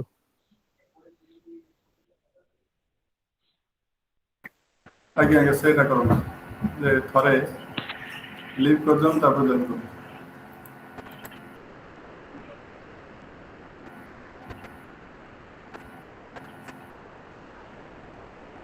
आसला आज्ञा सर आज्ञा हेलो हाँ आसीगला कोन आसला तो आगे सर तेबे इंग्रेज सेना এই ଦୁର୍ଦାନ୍ତ ପାଇକ ମାନଙ୍କର ଗୁପ୍ତ ତଥ୍ୟକୁ ହାସଲ କରିବା ପାଇଁ ତାର କୁଚକ୍ରାନ୍ତକୁ ପ୍ରୟୋଗ କରିଥିଲା। ଆପଣ ମାନେ ନା ଶୁଣିଥିବେ ଖୋର୍ଦ୍ଧାରେ ଚରଣ ପଟ୍ଟନାୟକ, ଯାହାକୁ ଚରଣ ଚୁତିଆ ବୋଲି କୁହାଯାଏ, ସେମାନେ ଥିଲେ ଦେଶଦ୍ରୋହୀ, ଜାତିଦ୍ରୋହୀ, ଯୋଉମାନେ କି ନିଜର ସ୍ୱାର୍ଥ ପାଇଁ ଇଂରେଜ ପାଖରେ ବଳି ପଡ଼ି ଇଂରେଜ ପାଖରେ ନତମସ୍ତକ ହେଇଯାଉଥିଲେ। ସେମାନଙ୍କ ମଧ୍ୟରୁ ଖୋର୍ଦ୍ଧା ରୋଡ ରେଲୱେ ଷ୍ଟେସନ ନିକଟରେ ଗୋଟିଏ ଗ୍ରାମ ଅଛି, କୁଦିଆରୀ ଗ୍ରାମ। ଯୋଉ କୁଦିଆରୀ ଗ୍ରାମରେ ଜଣେ ବିଶ୍ୱାସଘାତକ ଥିଲା, ଜଣେ ଦେଶଦ୍ରୋହୀ ଥିଲା, ଜଣେ ରାଜଦ୍ରୋହୀ ଥିଲା, ଜଣେ ମିତ୍ରଦ୍ରୋହୀ ଥିଲା, ଯାହାର ନାମ ହଉଛି ଚରଣ ପଟ୍ଟନାୟକ, ଯେ କି ଇଂରେଜ ସରକାରରୁ ଚରଣ ଚୁଟିଆ ବୋଲି ନିଜେ ଉପାଧି ପାଇଥିଲା। କାହିଁକି ଚୁଟିଆ ପାଇଥିଲା ନା ତାର ନିଜର ସ୍ୱାର୍ଥ ପାଇଁ ଇଂରେଜ ମାନଙ୍କର ପାଦ ଚାଟୁଥିବାରୁ ତାକୁ ଚରଣ ଚୁଟିଆ କୁହାଯାଉଥିଲା। ଏବଂ ଅନ୍ୟ ଭାଷାରେ ମଧ୍ୟ ତାର ସ୍ୱାର୍ଥ ହାସଲ ପରେ ସେ ମଧ୍ୟ ସେଇ ଯାହାଠୁ ସ୍ୱାର୍ଥ ପାଇଥିବ ତାର ଚୁଟି ମଧ୍ୟ ଧରି ଦଉଥିଲା। ତେଣୁ ତାକୁ କୁହାଯାଉଥିଲା ଚରଣ ଚୁଟିଆ, ଯାହାର ବିଶ୍ୱାସଘାତକରେ, ଯାହାର କୁଚକ୍ରରେ ଏହି ଖୋର୍ଦ୍ଧାର ବଳିଷ୍ଠ ପାଇକ ମାନେ, ଦୁର୍ଜୀ ପାଇକ ମାନେ, ବୀର ମୀନ ମାନେ, ଏମାନେ ସମସ୍ତେ ଇଂରେଜ ମାନଙ୍କ ପାଖରେ ପରାଜୟର ସ୍ୱୀକାର ହେଇଥିଲେ। ତେବେ ଯୋଉ ଦୁର୍ଗ ଭିତରେ ରହି ରାଜା, ରାଜଗୁରୁ, ସେନାପତି ଯୋଉ ଦୁର୍ଗ ଭିତରେ ରହି ଯୁଦ୍ଧ କରୁଥାନ୍ତି, ସେ ଯୁଦ୍ଧ ଥିଲା ଅତ୍ୟନ୍ତ ଭୟଙ୍କର ଯୁଦ୍ଧ। ତେବେ ଇଂରେଜ ଫୌଜର ବହୁମୁଖୀ ଆକ୍ରମଣ କ୍ରମାଗତ ଭାବେ କେନ୍ଦ୍ରୀଭୂତ ହେଉଥାଏ। ପ୍ରତି ମୁହୂର୍ତ୍ତରେ ତୋପନାଦରେ ଥରି ଉଠୁଥାଏ ଖୋର୍ଦ୍ଧାର ଗଡ଼ ପ୍ରାଚୀର, କମ୍ପି ଉଠୁଥିଲା ବରୁଣେଇ ଗିରିଗୋହର। ହଠାତ୍ ଗୋଟିଏ ଭୟଙ୍କର ଶବ୍ଦ ସହ ଗଡ଼ର ପୂର୍ବ ପାଖ ପ୍ରାଚୀରୀ କାନ୍ଥରେ ଗୋଟିଏ ପ୍ରକାଣ୍ଡ ଫାଟ ସୃଷ୍ଟି ହେଲା ଏବଂ ପ୍ରାଚୀରର ଗୋଟିଏ ଅଂଶ ଭାଙ୍ଗି ପଡ଼ିଲା। ଗଡ଼ର ପତନ ମନେକରି ଗଡ଼ ମଧ୍ୟରେ ଥିବା ରାଜା, ରାଜଗୁରୁ, ସେନାପତି, ଦେୱାନ, ପ୍ରହରୀ, ପାଇକ ଯୋଦ୍ଧାମାନେ ନିଜର ଜୀବନ ରକ୍ଷା ପାଇଁ ଖୋର୍ଦ୍ଧା ନିକଟସ୍ଥ ଏକ ବଣ ଜଙ୍ଗଲକୁ ଚାଲିଗଲେ ଏବଂ ଏଇ ଦୁର୍ଭେଦ୍ୟ ଦୁର୍ଗ ଧ୍ୱଂସ ହୋଇଗଲା। ଏଠି ନିସ୍ତବ୍ଧ ହେଇଗଲା ବରୁଣେଇ ଗିରିଗୋହର, ନିର୍ଜନ ହେଇଗଲା ବରୁଣେଇ ଘର ଅରଣ୍ୟାନୀ। ଏହି ସୁଦୃଢ ଖୋର୍ଦ୍ଧା ଦୁର୍ଗ ଯୋଉ 170 ବର୍ଷ କାଳ ମୋଗଲ ମାନଙ୍କର ଘନ ଘନ ଆକ୍ରମଣର ପ୍ରତିରୋଧ କରି ଓଡ଼ିଶାର ଧର୍ମ ଓ ଜାତୀୟତା ରକ୍ଷାରେ ବିଶେଷ ସାହାଯ୍ୟ କରିଥିଲା, ତାହା ଇଂରେଜ ମାନଙ୍କର ଆକ୍ରମଣରେ ଧ୍ୱଂସ ବିଧ୍ୱସ୍ତ। ଉକ୍ତ ଦୁର୍ଗର ଧ୍ୱଂସାବଶେଷ ଦମନରେ ଏହି ଜାତୀୟ ବୀର ରାମଚନ୍ଦ୍ର ଦେବ ଓ ପାଇକ ବିହୀନର ଏହି ସ୍ମୃତି ଅଦ୍ୟାବଧି ଏବେ ବି ଜାଗରିତ ହୁଏ। ଯିଏ ଏବେ ବି ସ୍ମରଣ କରୁଛେ ସେ ଖୋର୍ଦ୍ଧା ଦୁର୍ଗକୁ, ତାକୁ ଏବେ ବି ଶୁଭୁଛି ଘୋଡା ଟାପୁ ଟାପୁ ଶବ୍ଦ। ଯିଏ ଦିନେ ବି ଚିନ୍ତା କରିଛି ଖୋର୍ଦ୍ଧା ଦୁର୍ଗ କଥା, ତାକୁ ଏବେ ବି ମନେ ପଡୁଛି ଜୟୀ ରାଜଗୁରୁଙ୍କର ସେଇ ଆତ୍ମ ବଳିଦାନ କଥା। ତେବେ ଏହି ବିଚାର କରାଗଲା ଜୟୀ ରାଜଗୁରୁଙ୍କର, ରାଜାଙ୍କୁ ବନ୍ଦୀ କରାଗଲା, ରାଜାଙ୍କୁ ବାରବାଟୀ ଦୁର୍ଗରେ ରଖାଗଲା। କିନ୍ତୁ ରାଜା ଯେତେବେଳେ ନାବାଳକ ଥିଲେ ସେ ନିଜର ଦୋଷକୁ ଛଡେଇ ଦେବା ପାଇଁ ସମସ୍ତ କାର୍ଯ୍ୟକ୍ରମ ତାଙ୍କ ରାଜଗୁରୁଙ୍କ ଦ୍ୱାରା ହେଇଛି ବୋଲି ସେ ସଫେଇ ଦେଲେ। କିନ୍ତୁ ଯେତେବେଳେ ରାଜଗୁରୁଙ୍କୁ ବନ୍ଦୀ କରାଗଲା, ରାଜଗୁରୁ ନିଜର ରାଜପର୍ଯ୍ୟାଦା ରକ୍ଷା ପାଇଁ, ନିଜର ରାଜପଦକୁ ରକ୍ଷା କରିବା ପାଇଁ, ନିଜର ରାଜ ସିଂହାସନକୁ ସମ୍ମାନ ଦେବା ପାଇଁ ରାଜାଙ୍କର କୌଣସି ଭୁଲ ନାହିଁ, ସମସ୍ତ ଭୁଲ ନିଜର ବୋଲି ମାନି ନେଲେ ଜୟୀ ରାଜଗୁରୁ। ଏବଂ ଜୟୀ ରାଜଗୁରୁଙ୍କର ବିଚାର କରାଗଲା। ଜୟୀ ରାଜଗୁରୁଙ୍କର ବିଚାର ହେଲା ପରେ ତାଙ୍କୁ ପ୍ରାଣଦଣ୍ଡରେ ଦିଆଗଲା। ଯେତେବେଳେ ଜୟୀ ରାଜଗୁରୁଙ୍କର 1806 ମସିହା ଡିସେମ୍ବର 6 ତାରିଖରେ ମେଦିନପୁର ବାଘିତୋଟା ଠାରେ ତାଙ୍କୁ ନିର୍ମମ ଭାବେ ପ୍ରାଣଦଣ୍ଡ ଦିଆଗଲା, ସେତେବେଳେ ଜୟୀ ରାଜଗୁରୁଙ୍କର ସିନା ପ୍ରାଣଦଣ୍ଡ ଚାଲିଗଲା, କିନ୍ତୁ ଭାରତ ବର୍ଷର ପ୍ରଥମ ଅମର ଶହୀଦ ଜୟୀ ରାଜଗୁରୁ ମହାପାତ୍ରଙ୍କର ଟୋପା ଟୋପା ରକ୍ତ ବିନ୍ଦୁ ଯେତେବେଳେ ମେଦିନୀପୁର ଭୂମିକୁ ରକ୍ତ ବର୍ଣ୍ଣ କରିଦେଲା, ସେତେବେଳେ କ୍ରନ୍ଦନ କରି ଉଠିଲା ଇଂରେଜ ଶାସନାଧୀନ କୋଟି କୋଟି ଭାରତବାସୀଙ୍କର ପ୍ରାଣ। ଏଇଠି ଖଣ୍ଡ ବିଖଣ୍ଡିତ ହୋଇଗଲା ଉତ୍କଳର ସ୍ୱାଧୀନତା, ଉତ୍କଳର ଉନ୍ନତ ସଂସ୍କୃତି, ଉତ୍କଳର ଐତିହ୍ୟ, ଉତ୍କଳର ପରମ୍ପରା, ଉତ୍କଳର କଳା ସ୍ଥାପତ୍ୟ ଭାସ୍କର୍ଯ୍ୟ ମାଧୁର୍ଯ୍ୟ।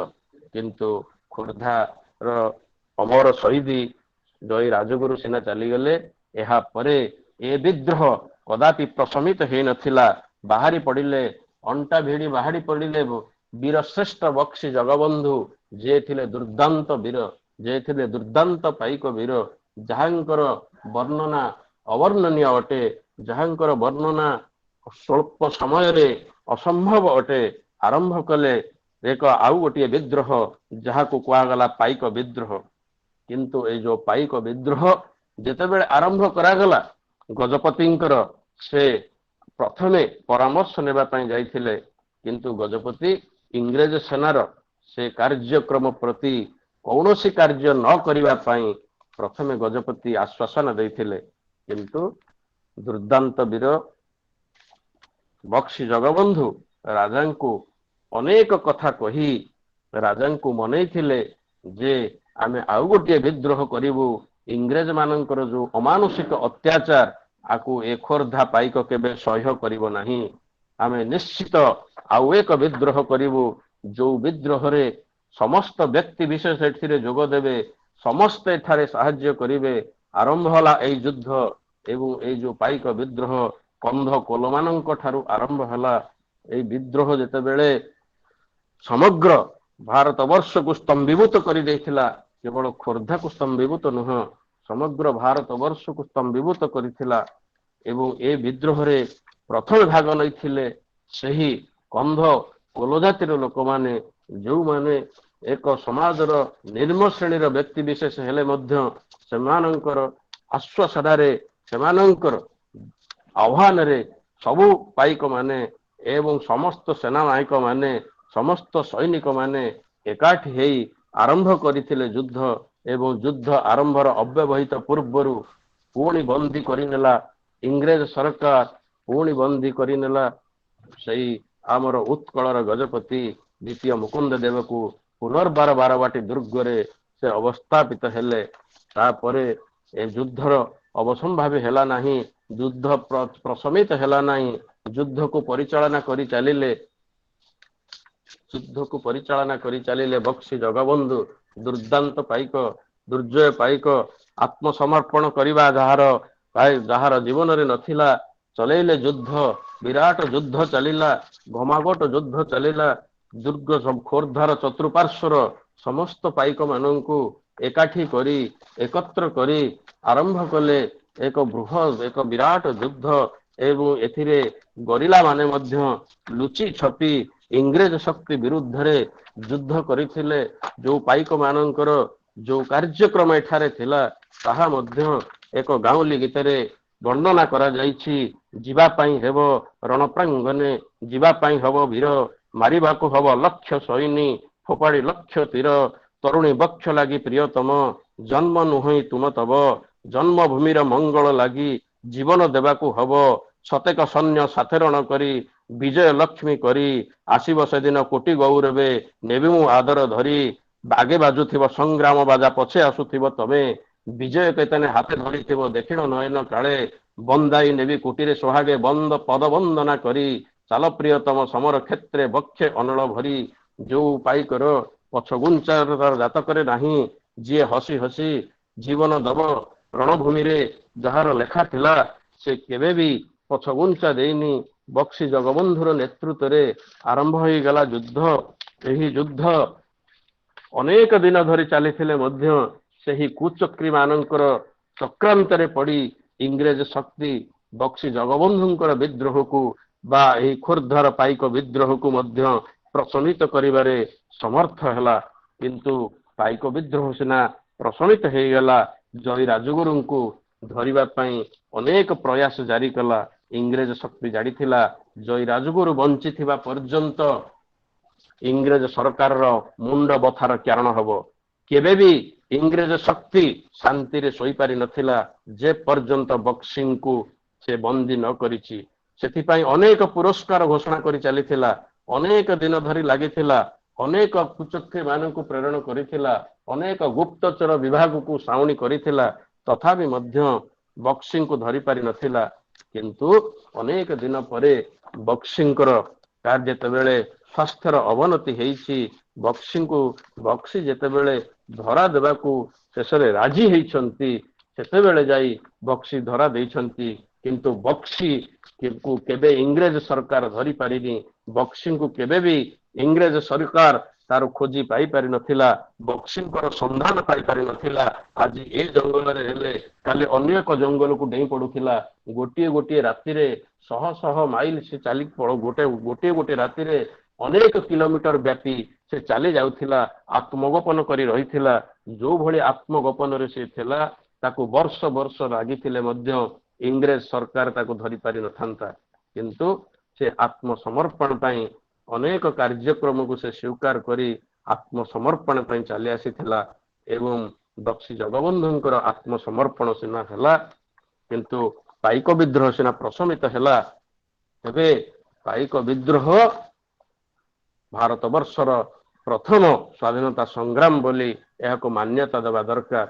ଏ କଥା ବହୁ ଆଗରୁ ବହୁ ସଭା ସମିତିରେ ମୁଁ କହିଥିଲେ ମଧ୍ୟ ଆମରି ଅନେକ ଓଡ଼ିଆ ଭାଇମାନେ ଏହାକୁ ଯୁକ୍ତି ରଖିଥିଲେ ଯେ ଆକୁ ପାଇକ ବିଦ୍ରୋହକୁ ପ୍ରଥମ ସ୍ୱାଧୀନତା ସଂଗ୍ରାମ କେବେ ବି ମାନ୍ୟତା ଦିଆଯାଇ ପାରିବ ନାହିଁ। ଏବଂ ଆମର ଯୋଉ ଭଳି ଲେଖାର ଷ୍ଟାଇଲ ରହିଛି, ଆମର ଷ୍ଟାଇଲ ଅଫ ଦି ରାଇଟିଂ ଯେମିତି ରହିଛି, ସେଥିରେ ମଧ୍ୟ ପାଇକ ବିଦ୍ରୋହକୁ ଭାରତବର୍ଷର ପ୍ରଥମ ସ୍ୱାଧୀନତା ସଂଗ୍ରାମ ବୋଲି ମାନ୍ୟତା ଦିଆଯାଇ ନାହିଁ। ଗୋଟିଏ ଲୋକ ଜୟୀ ରାଜଗୁରୁ, ଗୋଟିଏ ଲୋକ ବକ୍ସି ଜଗବନ୍ଧୁ ଏକାକି ଇଂରେଜ ଶକ୍ତି ବିରୁଦ୍ଧରେ ଯୋଉ ଦୀର୍ଘ ଦିନ ଧରି ଯୁଦ୍ଧ କରି ଆସିଥିଲା, ସଂଗ୍ରାମ କରି ଆସିଥିଲା, ତେବେ ସେଠି ବକ୍ସି ଆତ୍ମସମର୍ପଣ କଲେ ମଧ୍ୟ, ଜୟୀ ରାଜଗୁରୁ ପ୍ରାଣବଳି ଦେଲେ ମଧ୍ୟ ଏମାନଙ୍କର କାର୍ଯ୍ୟକଳାପକୁ ଲକ୍ଷ୍ୟ କଲେ ଜଣାଯିବ ଯେ ଏହି ଖୋର୍ଦ୍ଧା ପାଇକ ମାନେ ହିଁ ବିଜୟ ହାସଲ କରିଛନ୍ତି, ଏଠି ଇଂରେଜ ଶକ୍ତି ବିଜୟ ହାସଲ କରିନି। ଆପଣ ମାନେ ଜାଣିଥିବେ ଅନେକ ଦିନ ପରେ ଆମେରିକା ସହିତ ଯୋଉ ଇରାକର ଯୁଦ୍ଧ ହେଇଥିଲା, ସେଠି ସଦାମ ହୁସେନ କହିଥିଲା ମୁଁ 10 ଦିନ ଆମେରିକା ସହିତ ଯୁଦ୍ଧ କରିଛି, ଅର୍ଥ ମୁଁ ଜିତି ଯାଇଛି। ଆମେରିକାର ପ୍ରତିଷ୍ଠା, ଆମେରିକାର ଉତ୍ପତ୍ତି କେବେ, ଇରାକର ଉତ୍ପତ୍ତି କେବେ? ଯଦି 10 ଦିନ ଧରି ମୁଁ ଯୁଦ୍ଧ କରିପାରିଲେ ଆମେରିକା ସହିତ, ତାହେଲେ ମୁଁ ଜିତିଛି। ଏଠି ସେମିତି କହିବାକୁ ପଡିବ ଯେ ଜୟୀ ରାଜଗୁରୁ ପ୍ରାଣବଳି ଦେଲେ ମଧ୍ୟ इंग्रेज सरकार सम्मुखरे एठी आत्मसमर्पण करथिले मध्य बक्सी जगबंधु एठी बक्सी हारिनी कि जय राजगुरु हारिनी जय राजगुरु हसी हसी प्राण बलि देइछन्ति देश मातृकार सेवा पाई राज मर्यादा रक्षा पाई राज सम्मान पाई राज पदर मर्यादा पाई से हसी हसी प्राण बलि देइछन्ति आत्मसमर्पण करिछन्ति बक्सी जगबंधु तांकर स्वास्थ्यर अवनति हेतु तेबे एठी आमे प्रश्न करिबा जे पाइक विद्रोह को प्रथम स्वाधीनता संग्राम न कही आउ कहिबा बा काहाकू यह पूर्व कोन भारत वर्ष रे अन्य कोठी एपरि संगठित विद्रोह इंग्रेज विरोध रे हेची कि एबे जहाँ भी आलोचना कले आपण माने कहंतु तो भारत वर्ष रे ए भली अन्य कौनसी संगठित विद्रोह इंग्रेज विरोध रे होईची कि देशर अन्य अंचल रे दीर्घ 2000 वर्ष धरी पाइक परंपरा गति करिछि कि पाइक माननकु नेई ओडिया साहित्य रे प्राचीन काल आधुनिक काल पर्यंत जेते काव्य कविता गल्प उपन्यास नाटक प्रबंध आज रचित होईछि एपरि परंपरा आउ को साहित्य रे अविच्छिन्न प्रभाव पकाइछि कि 19 शताब्दी रे ओडिया जाति को हीनवीर्य करिबा पई इंग्रेज माने जेपरि पाइक माननकु भूमिहीन कराई दुर्बल करिदेले ताहा आउ को राज्य रे हेछि कि से कालर इंग्रेज संक्रांत को एबेर स्वाधीन सरकार मौन समर्थन जणाई नाही काहे कि यह सत्य पाइक विद्रोह जे ओडिशार प्रथम स्वाधीनता संग्राम एथिरे दिरुक्ति नाही तेबे आमे समस्ते एहाकू परिष्कार भावरे पुंखानुपुंख भावरे तर्जमा कले जानि परिबा जे निश्चित भावरे खोर्धार राज विद्रोह खोर्धार पाइक विद्रोह भारत वर्षर प्रथम स्वाधीनता संग्राम आउ विशेष किसी कहूनी ए आभासी कार्यक्रम रे आपण माने रही जे जोठी रही ए कार्यक्रम रे होउछंती जोग देइछंती ए समस्त को मो तरफरु धन्यवाद दउछि त्रुटि थले मार्जन करिवे धन्यवाद नमस्कार भारत मातार जय बहुत बहुत धन्यवाद जन्मजय सर आपण जे आमर कथा जदि आमे ठीक भाव में प्रकाश न करवा जातीय स्तर रे ताहा लोकलोचन केमिति आसीबो एही उद्देश्य रे आमर आज मुख्य प्रश्न थिला ताहा जो भली भाव में प्राध्यापक जन्मजय चौधरी आम मानकू आगे प्रकाश कले ताहा निश्चय हमको यही जो आमर लक्ष्य अच्छी ओडिशार पाइक संग्राम भारतर प्रथम स्वाधीनता संग्राम भाव में परिचित कराइबार ताहा निश्चय भाव में सहायक भाव में आहरी या परे लेखा आवश्यक समस्ते चाहिए समस्ते तथ्य आहरी प्रकाश माने तथ्य संग्रह करूँ लिखु आम विभिन्न खबर कागज छपाई साहाय्य निश्चय करिबा बहुत बहुत धन्यवाद वर्तमान मैं अनुरोध करुछि आम गहनरे पूर्व प्रांत किछि कहबा को अनुमति देबो कि विश्व भाई किछि कहबा को अनुमति देबे कि जस्ट 2 मिनिट जल्दी किछि प्रश्न अछि पचारो आइए हाँ बहुत धन्यवाद सर बहुत सुंदर कहले आमर माने स्ट्रेटेजिकली एक्चुअली याकू हैंडल करिया दरकार आमर देखंतु ओडिया बही रे जहाँ भी साहित्य रही टिके अल्पे बहुत पिला ओडिया बही पढ़ले जानिबे किंतु ओडिया पढ़ुचंती एबे को माने सेटा हमर विचार तेणु जदि आमर एई विषयटा को आमर हिंदी एनसीईआरटी बही रे हिंदी किंबा इंग्लिश बही रे इंक्लूड करा जाय 9 10th रे ताहले तार इंपैक्ट रहइबो सेकंड थिंग आमर जदि गोटे मूवी करा जाय पारे ट्राइलिंगुअली इंग्लिश हिंदी आ ओडिया किंबा वेब सीरीज करा जाय ताहले हुए तो आमर एटा माने आमे पॉपुलर करि परिबे कारण जेतबे ओडिया माने निजे ही जानि नांती आमर कंट्रीब्यूशन कोन सेतबेले बाहर माने काहे कि आमर जेतबेले भी देखंतु नेशनल फ्रंट रे आमर न्यूज गुडा को कोन कलाहांडी रे मृत्यु हमको ढिमकी सब बहुत नेगेटिव न्यूज जाय आज्ञा मैडम हमें कार्यक्रमटा मान्य संचालक अछंती 7-8 मिनिट पर हमें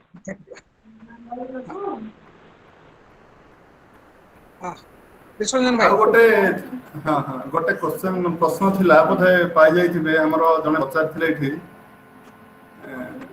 पाइक विद्रोह केबे एवं कोथिपाई बंद हो गला से क्वेश्चन ऑलरेडी यार उत्तर पाई जाइए बोधे माननीय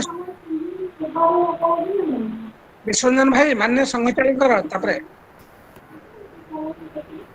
हाँ धन्यवाद प्राध्यापक धर्मेंद्र चौधरी महाशय बर्तमान मु अनुरोध करुच्ची श्रीयुक्त समीर महांती महोदय को प्रांत संचालक से दृष्टिकोण प्रदान करेंगे विश्वरंजन भाई टिके कोड डिस्टर्बेंस होउची तां कहबे अनम्यूट करिया पे कहा घरे बा गोटे खोला अछि अनम्यूट करिया पे कहबे डिस्टर्बेंस कोड होउची प्रदीप्त भाईंकर हां तां गोटे कहबे से अनम्यूट करिवे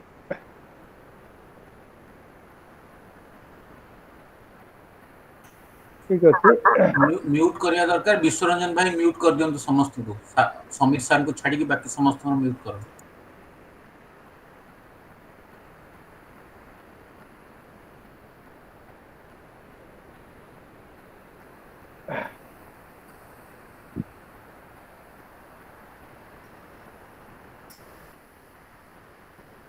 श्रीयुक्त जन्मेज बाबू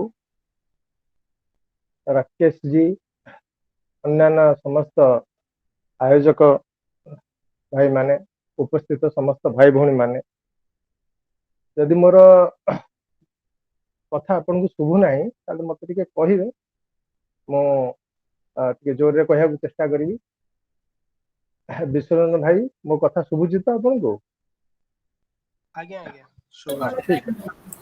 ठीक अछि तो आमे तो विस्तृत भाव में शुणिले जो आमर ओडिशार पाइक मानकर युद्ध विषय से स्वाधीनता संग्राम अवदान विषय किंतु ये जो पाइक संग्राम इतिहास अपेक्षा साहित्य हो जाए एते सुंदर संग्राम थिला ओडिशा इतिहास रे कम से कम आमे पढ़िला बेले माइनर स्कूल रे पढ़ला बेले बा हाई स्कूल रे पढ़ला बेले ओडिशा इतिहास गोटे बड़ चैप्टर जदि रही था ताले बहुत विषय हम जानी पारि था किंतु बहुत विषय साहित्य लिखा है गला बक्सी जगबंधु विद्याधर ऊपर कविता जय राजगुण ऊपर प्रबंध लिखा है गला किंतु एडे सुंदर इतिहास विषय वस्तु आमर पाइक संग्राम मु गोटे उदाहरण आपन दउची तो इतिहास संबंध में गोटे कथोपकथन उदाहरण दउची इंग्रेज माने जते बळे आसी पहुंचले माने गोटे ऑफर देथिले इंग्रेजर से समय शासक थे से जय राजगुण को गोटे ऑफर देथिले तुमको मोगल जो सुविधा दे नथिला करद राज्य से समय करद राज्य थिला तो तुम मोगल जो सुविधा दे नथिला तुमको मराठा माने जो सुविधा दे नथिले आमे तुमको ताठू अधिक सुविधा देबू तुम्हें करद राजा होकर रुह एम अस्वीकार करते चाहे आम स्वाधीन राजा आम करद राजा होकर रही ना तापर इंग्रेज शासक पचार जदि तुम्हें राजी न हुओ ताल कौन कर आम तो दखल करनू से समय से कहते नाई लड़ई हो तो इंग्रेज शासक जो से समय थे पाखे बसी हो हो होइकी जोर हसिले लड़ई हम तुम इंग्रेज संगे लड़ई कर आम बहुत लड़ई देखी आम भारत में विभिन्न राज्य में बहुत लड़ई देखी तुम्हें आम सागर लड़ई कर तो से समय भी जयराज को उत्तर देते आपण बोधे पाइक मान लड़ई देखी थे पाइक मान लड़ई देख तो ये तार से समय जवाब थिला एवं जयराजगुरु जो व्यवस्था करते बक्सी जगबंधु विद्यालय जो व्यवस्था करते शह शह शगड़ गाड़ी रे माटी आनिकी पूरा खुर्दा चारिपटे रास्ता गुड़ा अवरोध कर देते तो ये जो इतिहास रे ये जो व्यवस्था पाठ्यक्रम व्यवस्था रहिले आमर ओडिशार पिला माने पाठ पढ़िबे जानबे जे आमर ओडिशा राज्य जो सैनिक माने केते लड़ुआ थिले एवं आमर जो पदातिक बाहिनी जहाको पाइक बोली कहगला अपभ्रंश हो सर्टर हो पाइक बोली कहगला से केते लड़ुआ थिले किंतु आज इतिहास रे विस्तृत माने विस्फोरण हो जाए आज प्रज्ञा प्रभा गोटे संस्था हो बा से किसी अन्य संस्था द्वारा ही आम से इतिहास आज से विस्तृत वस्तु गुड़िक आम शुणा पाचे आम लोकलोचन आणुचे समग्र भारत रे जो इतिहासकार मान जो इतिहास लिखिले एमती बहु बहु जातीयतावादी कथा को जेते गुरुत्व देवा कथा दे नाहांती बोली आम अनुभव कर जो आज प्रज्ञा प्रभाव सृष्टि गोटे उदाहरण देखो ओडिशा विषय तो मुझे कहली जो इंग्रेज शासक मान जो कथबार्ता होता जय राजगुरु सागर आप बंगला जी बंगलार देखिए तो पलासी युद्ध होता आप बेसी ना शुणे कह सिराज उद्दौला आ मिर्जाफर आ तार शला की भिण मीर कासिम आपने मिर्जाफर ना शुणे आप सिराज उद्दौला ना शुणे मिर्जाफर केमती धोखा देले शुणे किंतु से लड़ई जो बैटल ऑफ पलासी ये भयंकर युद्ध होता तो युद्ध जी करते गुरुत्व देवा कथा जी है युद्ध जो करते जी धोखा देले सिराज उद्दौला सेनापति मिर्जाफर से धोखा देदेले तेणु मिर्जाफर के विषय जिते लिखाला मीर कासिम जिते लिखाला कि जो लोकटा युद्ध कला इतिहासकार माने से लोकर ना लिखिले ना जदिबा कोडी लिखते गोटे धाड़ी लिखते ना हूँ मोहनलाल अत्यंत वीर विक्रम युद्ध कर शहीद हो गले कि ना इतिहास रहा मामूली गोटे धाड़ी रहा तेणु आज प्रज्ञा प्रभा माध्यम ये कथा लोक जानवे युद्ध होती अति भयंकर युद्ध होता युद्धटा किए कला मोहनलाल करथिले बोली यही कथाटी इतिहासकार माने प्रांजल भाव में लिखा कथा एवं मोहनलाल जीवनी दुधाड़ी लिखा सेमती आपण माने अफगान कथा देखते अफगानिस्तान रे जदि गोटे एबे भी जदि गोटे पिलाटे कांदे ता माँ ताको बुझाए होई पड़ ना तो हरि सिंह आस तो ये हरि सिंह किए आम शुणीचु आम इतिहास आम पढ़ीचु राणा रणजीत सिंह टी लिखाई इंग्रेज मान केमती लड़ाई करते लिखाई सब इंग्रेज मान किसी शर्त कले लिखाई किंतु जदि आमर इतिहास आम पढ़ु एबे भी अफगान पिलाटी जदि कांदुची माँ कहूँ तू शोपड़ ना तो हरि सिंह आसो ये हरि सिंह किए ये हरि सिंह नलुआ ये थे राणा रणजीत सिंह सेनापति अफगान लड़ई जो अफगान सरेंडर कर मैंने प्रथम डिमांड करते तुम्हें जो सोमनाथ मंदिर जो चंदन काठ नहीं आग फेर दो संधि कथबार्ता एवं से भय सोमनाथ मंदिर नहीं जो मोहम्मद गजनी जो नहीं चंदन काठ फेरी दी एवं किसी अंश भी अफगान रु राणा रणजीत सिंह साम्राज्य को दान कर दे तेणु आमर जो हिरोइक डीड अच्छी जो आम योद्धा मैंने जो कम कर इतिहास से सब विषय किए लिखा हाँ तो आम भर से भाया जागृत हाँ इतिहास माध्यम देश प्रेम जागृत इतिहासकार मैंने कौटी ना कौटी से कथा को भूली जाइए कहीं भूली जाइए से अलग कथा कि प्रज्ञा प्रवाह काम हो इतिहास संकलन समिति काम हो सब कथा को लोकलोचन को आने समय कम होती मुझे बेसी उदाहरण दे पारना गोटे उदाहरण आप दूसरी आपण मैंने राम सेतु विषय शुणुवे एमि तो गोटे राज्यर किसी नेता पचारे राम को इंजीनियर थे बड़ा दुख लगे कि राम सेतु 30 किलोमीटर लंब और 3 किलोमीटर ओसार राम सेतु ख्रीष्टपूर्व 1480 मसीहा जाए ऑपरेशन थिला लोक जीवासिया करते श्रीलंका रू भारत जाए लोक जीवासिया करते राम सेतु उपरे जार लंब थिला 30 किलोमीटर श्रीलंकार मानार जाए रामेश्वर मानार जाए 3 किलोमीटर ओसार था 30 किलोमीटर लंब था से लोक नल सेतु बोली कहते ख्रीष्टपूर्व 1480 गोटे बहुत बड़ा सुनामी हो दबीगला तौक तेणु चलप्रचल बंद हो श्रीलंका भारत गोटे अंश थिला କିନ୍ତୁ ଆଜି ଏ କଥା କହିଲେ କେହି ବିଶ୍ୱାସ କରିବେନି, କାରଣ ଇତିହାସକାର ମାନେ ତାକୁ ଲେଖିବା କଥା। ଭାଇ ଶ୍ରୀଲଙ୍କା ଭାରତର ଗୋଟେ ଅଂଶ ଥିଲା, ଯାହାକି 1931 ମସିହାରେ ଅଲଗା ହେଇଛି, ଭାରତରୁ ଅଲଗା ହେଇଛି।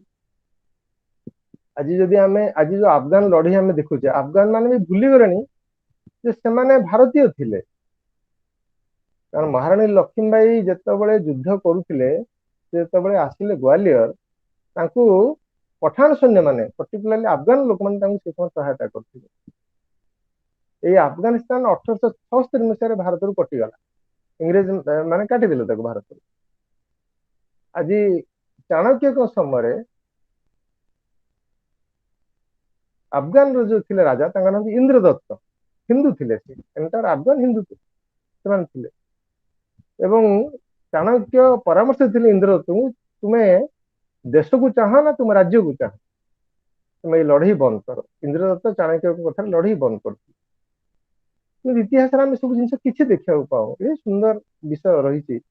1876 ଆଫଗାନିସ୍ତାନ କଟିଗଲା ଭାରତରୁ, ଭୁଟାନ କଟିଗଲା 1901ରେ, ଶ୍ରୀଲଙ୍କା କଟିଗଲା 1931ରେ, म्यांमार ଯାହାର ପୁରୁଣା ନାଁ ଥିଲା ବ୍ରହ୍ମଦେଶ, ସିଏ କଟିଗଲା 1937ରେ, ଆଉ ପାକିସ୍ତାନ ତ 1947ରେ କଟିଲା, ଆପଣମାନେ ସମସ୍ତେ ଜାଣିଥିବେ। ତେଣୁ ଏଇ ଯୋଉ ଆମର ଦେଶ ହିନ୍ଦୁସ୍ତାନ, ଯୋଉ ଶୋକ ଆପଣମାନେ ପଢିଲେ, ହିନ୍ଦୁକୁଶ ପର୍ବତଠୁ ଆରମ୍ଭ କରି ହିନ୍ଦୁ ମହାସାଗର ଯାଇ ଥିଲା। ହିନ୍ଦୁ ମହାସାଗରର ଏବର ନାଁ ହେଉଛି ଇଣ୍ଡିଆନ ଓସନ ବା ଭାରତ ମହାସାଗର। ହିନ୍ଦୁକୁଶ ପର୍ବତ ଆହୁରି ଉପରେ, ଆଫଗାନିସ୍ତାନ ଆହୁରି ଉପରକୁ ଅଛି। ହିନ୍ଦୁକୁଶ ପର୍ବତରୁ ହିନ୍ଦୁ ମହାସାଗର ଯୋଉ ବିରାଟ ଭୂଖଣ୍ଡ ଯୋଉ ହିନ୍ଦୁସ୍ତାନ ଥିଲା, ସେ ସମ୍ବନ୍ଧରେ ବି ଇତିହାସରେ କିଛି ଲେଖା ହେଇନି। ତେଣୁ ଇତିହାସ ସଂକଳନ ସମିତି ଆଜି ଚେଷ୍ଟା କରୁଛି ଏ ବିଷୟକୁ ପୁନର୍ବାର ଆଣିବା ପାଇଁ। ଯୋଉ କଥା ଜଣେ ଭଉଣୀ କହୁଥିଲେ ଏନସିଆରଟିର ବି ଭୂମିକା ଅଛି, ଏନସିଆରଟିରେ ମଧ୍ୟ ଏ ବିଷୟ କିଭଳି ଆସିବ ତା ବି ଚେଷ୍ଟା ଚାଲିଛି। ଚେଷ୍ଟା ଚାଲିନି ବୋଲି ନାହିଁ, ଚେଷ୍ଟା ଚାଲିଛି। କିନ୍ତୁ ଏନସିଆରଟି ଭିତରେ, ଇତିହାସ ସଂକଳନ ସମିତି ଭିତରେ ଏମିତି ଲୋକ ପଶି ଯାଇଛନ୍ତି ଯେ ଏଇଭଳିଆ ସୁନ୍ଦର କଥାକୁ ଗ୍ରହଣ କରିବା ପାଇଁ ବହୁତ କଷ୍ଟ ହେଇପଡୁଛି। ଆଜି ପ୍ରଜ୍ଞା ପ୍ରଭା ଯୋଉ ବିଭିନ୍ନ ପ୍ରକାର ଆଲୋଚନା ମାଧ୍ୟମରେ, ବିଭିନ୍ନ ପ୍ରକାର କନଫରେନ୍ସ ମାଧ୍ୟମରେ ଆଜି ଏଇ କଥା କରିବାକୁ, ଲୋକଙ୍କୁ ଜଣେଇବାକୁ ଚେଷ୍ଟା କରୁଛି, ତାଇ ପ୍ରକୃତ ଇତିହାସଟା ଟିକେ ଆମ ଲୋକମାନେ ଜାଣନ୍ତୁ ଟିକେ।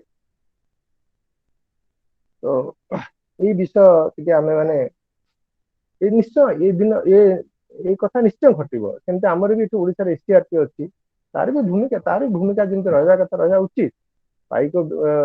ପାଇକ ଯୋଉ ସଂଗ୍ରାମ ଥିଲା, ଜୟୀ ରାଜଗୁରୁଙ୍କୁ ଯୋଉ ତାଙ୍କର ଯୋଉ ବୀରତ୍ୱ ଥିଲା, ଆଉ ବକ୍ସି ଜଗବନ୍ଧୁ ବିଦ୍ୟାଧରଙ୍କ କଥା ବି ଯୋଉ କଥା ଆମର ଜନ୍ମେଜୟ ବାବୁ କହିଲେ, ଆଉ ଜଣଙ୍କ ନାଁ ହଉଛି ପିଣ୍ଡିକି ବାହୁବଳେନ୍ଦ୍ର, ତାଙ୍କ କଥା ବି ଯଦି ଶୁଣିବେ ଆପଣ ଆହୁରି ଆଶ୍ଚର୍ଯ୍ୟ ହେବେ।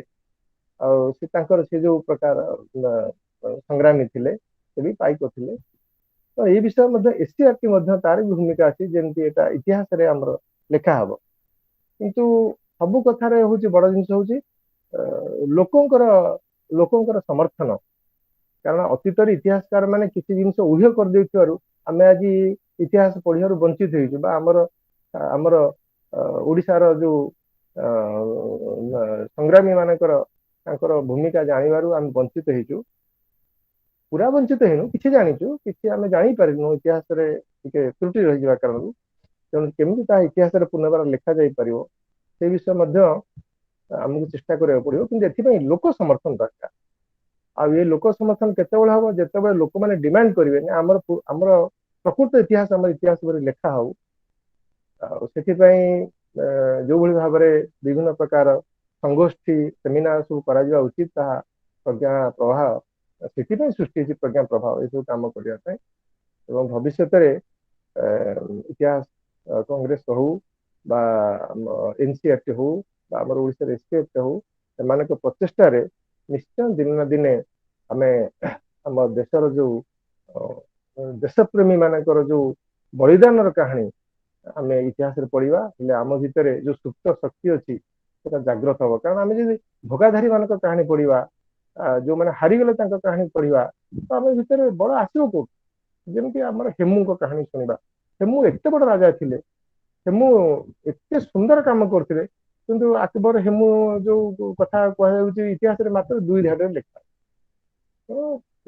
ଏଇ ବିଷୟ ଆମେ ସବୁ ଇତିହାସରେ ଆସିବା ପାଇଁ ଆମ ଭିତରେ ଗୋଟେ ଜାଗରଣ ହଉ, ଲୋକମାନେ ଡିମାଣ୍ଡ କରନ୍ତୁ। ଏଥିପାଇଁ ପ୍ରଜ୍ଞା ପ୍ରବାହ ସୃଷ୍ଟି ଏବଂ ପ୍ରଜ୍ଞା ପ୍ରବାହ କାମ କରୁଛି ମଧ୍ୟ, ଆହୁରି ବେଗରେ ମଧ୍ୟ ଭବିଷ୍ୟତରେ କରିବ। ଭିତରେ ଆପଣ ମାନେ ସମସ୍ତେ ଆଜି ଏକାଠି ହେଇକିରି କଥା ଶୁଣିବାକୁ ବସିଛନ୍ତି। ଏଟା ଗୋଟେ ବହୁତ ବଡ଼ ମାନେ ସୁନ୍ଦର ସଂକେତ ଯେ ଭବିଷ୍ୟତରେ ଆମେ ଆମର ପ୍ରକୃତ ଇତିହାସ, ଓଡ଼ିଶା ଇତିହାସ ଏବଂ ଭାରତ ଇତିହାସ ଆମେ ପଢିବାକୁ ଯାଉଛେ। ଏତିକି ଆପଣମାନଙ୍କ ପାଖରେ ମୋର କଥାକୁ ରଖି ମୋର ବକ୍ତବ୍ୟକୁ ଶେଷ କରୁଛି। ଭାରତ ମାତା କି ଜୟ। ଧନ୍ୟବାଦ ଶ୍ରୀଯୁକ୍ତ ସମୀର ମହାନ୍ତି ମହୋଦୟ, ପ୍ରାନ୍ତ ସଂଘଚାଳକ। ଆପଣଙ୍କର ମୂଲ୍ୟବାନ ଉପଦେଶ ଏବଂ ପ୍ରଜ୍ଞା ପ୍ରଭାର ଉଦ୍ଦେଶ୍ୟ ବିଷୟରେ ନିଶ୍ଚୟ ଆମ ସମସ୍ତଙ୍କୁ ଆହୁରି ଅଧିକ ପ୍ରାଞ୍ଜଳ ଭାବରେ ବୁଝିବାକୁ ସକ୍ଷମ ହେବ ନିଶ୍ଚୟ। ଏହା ସହିତ ମୁଁ ଗୋଟେ କଥା ଏଠି କହିବାକୁ ଚାହୁଁଛି ଯେ ପ୍ରଜ୍ଞା ପ୍ରଭା ପାକ୍ଷିକ ବିଭିନ୍ନ ପ୍ରକାର ୱେବିନାର ବର୍ତ୍ତମାନ ଏଇ ଯେଉଁ ଲକଡାଉନ୍ ପରିପ୍ରେକ୍ଷୀରେ କରୁଛି। ଏହା ପୂର୍ବରୁ ଏ ଯେଉଁ କରୋନାର ଭୟାବହତା ପୂର୍ବରୁ ଆମେ ପାକ୍ଷିକ ମଧ୍ୟ ବସି ବିଭିନ୍ନ ଆଲୋଚନା ପର୍ଯ୍ୟାଲୋଚନା କରୁ। ଆମମାନଙ୍କ ସହିତ ସମସ୍ତେ ଯେଉଁମାନେ ଇଚ୍ଛା ଅଛି ସେମାନେ ଆସିକି ଯୋଗ ଦେବାକୁ ଅନୁରୋଧ କରୁଛି। ଏବଂ ବର୍ତ୍ତମାନ ମୁଁ ମାନନୀୟ ଆମର ପ୍ରଜ୍ଞା ପ୍ରଭା ପୂର୍ବ ଅନ୍ତର ସହ ସଂଯୋଗ ଶ୍ରୀଯୁକ୍ତ ଅମ୍ବିକା ଭାଇ ମହୋଦୟଙ୍କୁ ଅନୁରୋଧ କରୁଛି ସେ ଆଜିର ଏହି କାର୍ଯ୍ୟକ୍ରମରେ ଧନ୍ୟବାଦ ଉପସ୍ଥାପନ। ବିଶ୍ୱରଞ୍ଜନ ଭାଇ ଆଉ ପ୍ରଶ୍ନୋତ୍ତର ପାଇଁ ସମୟ ରଖିବେନି ତ? ନାଇଁ ଟିକେ ରବ ଭାଇ ରୁହନ୍ତୁ, ରବ ଭାଇ। ନାଇଁ ଆଜି ଆଉ ସମୟ ହେଇଗଲାଣି। ଆମର ଯୋଉ ମୁଖ୍ୟ କାର୍ଯ୍ୟଟା ଥିଲା ସମୟକୁ ଥିଲା। ଅମ୍ବିକା ଭାଇ ଧନ୍ୟବାଦ। ସମସ୍ତଙ୍କୁ ମୋର ନମସ୍କାର। ମାନନୀୟ ପ୍ରାନ୍ତ ସଂଘ ଚାଳକ ଶ୍ରୀ ସମୀର ମହାନ୍ତି, ଆମର ମାନନୀୟ ଅତିଥି ଶ୍ରୀଯୁକ୍ତ ଜନ୍ମେଞ୍ଜୟ ଚୌଧୁରୀ, ଡକ୍ଟର ଜନ୍ମେଞ୍ଜୟ ଚୌଧୁରୀ, ଆମର ସଂଯୋଜକ ପ୍ରଜ୍ଞା ପ୍ରବାହର ଶ୍ରୀଯୁକ୍ତ ପଦ୍ମକାନ୍ତ ଭାଇ ମିଶ୍ର ଭାଇ ଏବଂ ଆମର ପ୍ରଜ୍ଞା ପ୍ରବାହର ସମସ୍ତ କାର୍ଯ୍ୟକର୍ତ୍ତା ଏବଂ ଆଜିର ଯୋଗ ଦେଇଥିବା ସମସ୍ତ ଭାଇ ଓ ଭଉଣୀମାନେ, ଆଜି ଅମୃତ ମହୋତ୍ସବ ଉପଲକ୍ଷରେ ଆମେ ପ୍ରଜ୍ଞା ପ୍ରବାହ ତରଫରୁ ଗୋଟେ ଉଦ୍ୟମ ଆମର ରଖିଲୁ। ଓଡ଼ିଶାର ଇତିହାସର ଅଲେଖା ଜିନିଷ, ଅଲେଖା ବା ଆମର ଇତିହାସରେ ସ୍ଥାନ ନ ପାଇଥିବା ବିଷୟକୁ ଲୋକଲୋଚନକୁ ଆଣିବାକୁ ଆମର ପ୍ରଚେଷ୍ଟା ରହିଥିଲା।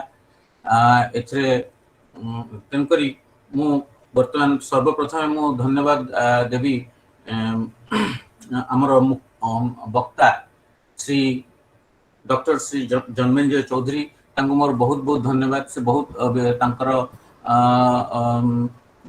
କାର୍ଯ୍ୟବ୍ୟସ୍ତ ସମୟ ଭିତରୁ ଆଜି ପରି ଦିନରେ ଅଗଷ୍ଟ 15 ସ୍ୱାଧୀନତା ଦିବସରେ ସେ ଆମକୁ ତାଙ୍କର ରିସର୍ଚ୍ଚ ୱାର୍କର ତାଙ୍କର ଯେଉଁ ଉପସ୍ଥାପନ କଲେ ତାଙ୍କର ତଥ୍ୟ, ତା ପାଇଁ ଆମେ ଅଶେଷ ଧନ୍ୟବାଦ ତାଙ୍କୁ ଅର୍ପଣ କରୁଛୁ।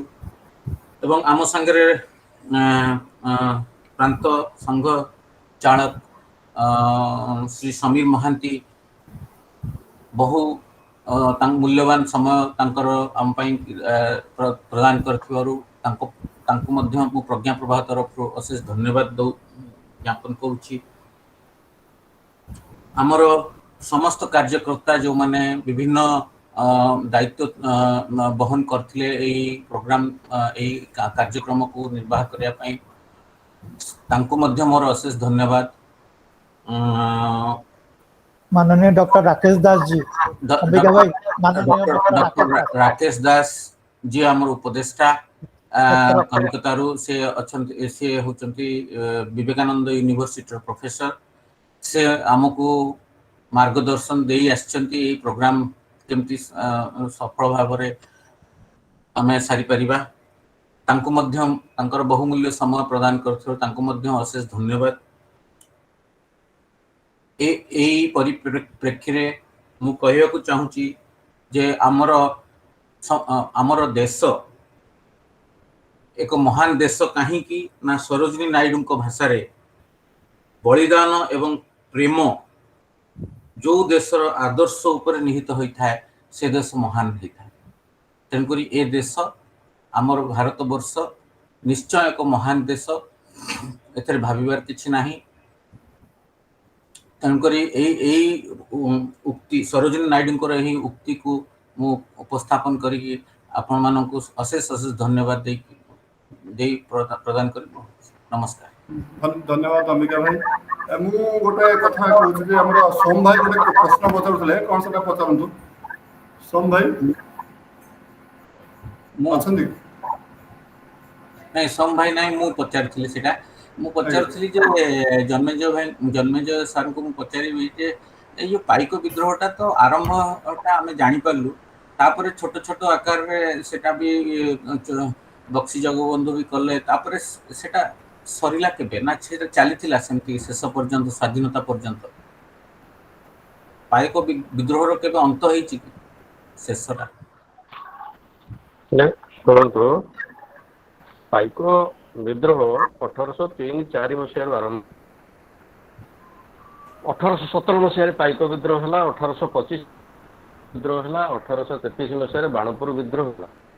बाणपुर विद्रोह रे जेतेबेले कृतिवास पाठशाणी जेतेबेले पराजय हेले सेतेबेले जाय पाइक हला किंतु 1803 रो पर्यायक्रमे ए विद्रोह जाथिला जदि 1829 मसीह बक्सी जगबंधुंकर कटक बक्सी बजार रे मृत्यु होता तथापि मध्य ए विद्रोह प्रशमित हो नथिला। बाणपुर विद्रोह पर्यंत यह परिचालित होता किंतु बक्सी जगबंधु एबे जो समीर बाबू कहले जे पिंडिक बाहुबलेन्द्र यही दुई जन जाक हारिबा पछरे गोटे लोक दायी थिला से होची चरण पट्टनायक जहाँ को चरण चुटिया बोली मैं आपको कहती। द्वितीय कथा है तापंग विद्रोह जो है जो माधव राउतराय तापंग विद्रोह सेनापति थिले विद्रोह नेतृत्व नौथिले से तापंग विद्रोह रे हारिबा पछरे आउ गोटे देशद्रोही थिला ता ना होची मधुसूदन पट्टनायक ताको शॉर्ट रे डाकंती मौसुमीकरण कहीं ना माधव राउतरार गोटे अस्त्रागार थिला तापंग रे जो अस्त्रागार गोटे पहाड़ तले थिला से पहाड़ ना हला हातिया पहाड़ तले तापंग गड़र अधिपति बा दल बेहेरा माधव राउतरार जो अस्त्रागार थिला से अस्त्रागार रे एककालीन 10,000 लोक अस्त्र धरिकी युद्ध करने भली अस्त्र सेठी मौजूद थिला एवं दैनिक सेठी अस्त्र शस्त्र तैयारी करा जाउथिला। दैनिक सेठी लड़ुआ पाइक माने ताकू जगिकी रहुथिले किंतु ए कथा मधुसूदन पट्टनायक से गाँ तापंग पाखे गोटे गाँ अच्छी झिंकीझारी से झिंकीझारी गाँ झिंकीझारी गोटे करण मधुसूदन पट्टनायक ए कथा इंग्रेज सरकार को कहीदबारु इंग्रेज सरकार गुप्त रे से अस्त्रागार उपरे बोमा फोपाड़ी की ताकू पाउंस रे परिणत करिदेला जहा फल कि तापंगर वीर पाइक माने निरस्त्र हो गले आउ अस्त्र धरिकी युद्ध करने पाखे बल नाला तेणु तापंग विद्रोह प्रशमित है पुणी तापर आरंभ है बाणपुर विद्रोह बाणपुर विद्रोह पर जाई ए पाइक विद्रोह अवसान है नचेत ये विद्रोह सहजरे सरी जाए। आज्ञा आज्ञा बहुत धन्यवाद जन्मजय। बर्तमान मु अनुरोध करेबी श्रीकृष्ण भाई को शांति पाठ करें।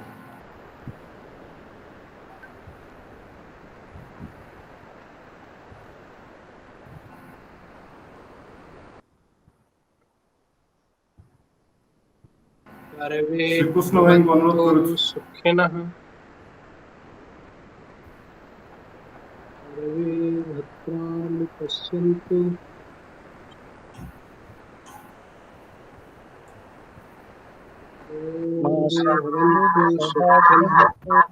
सर्वे सन्तु निरामया सर्वे भद्राणि पश्यन्तु मा कश्चित् दुःखभाग् भवेत्। ओम शांति शांति। धन्यवाद श्रीकृष्ण भाई ମୁଁ ବର୍ତ୍ତମାନ ରାଷ୍ଟ୍ରବନ୍ଦନା ଗାନ କରିବା ପାଇଁ ମମତା ଭାଉଜଙ୍କୁ ଅନୁରୋଧ କରୁଛି।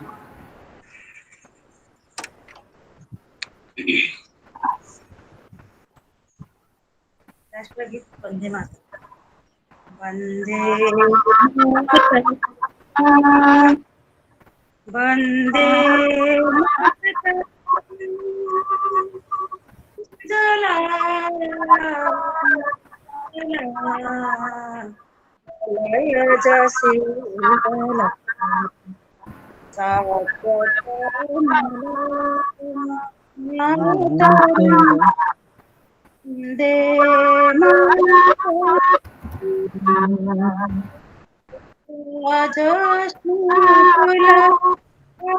वंदे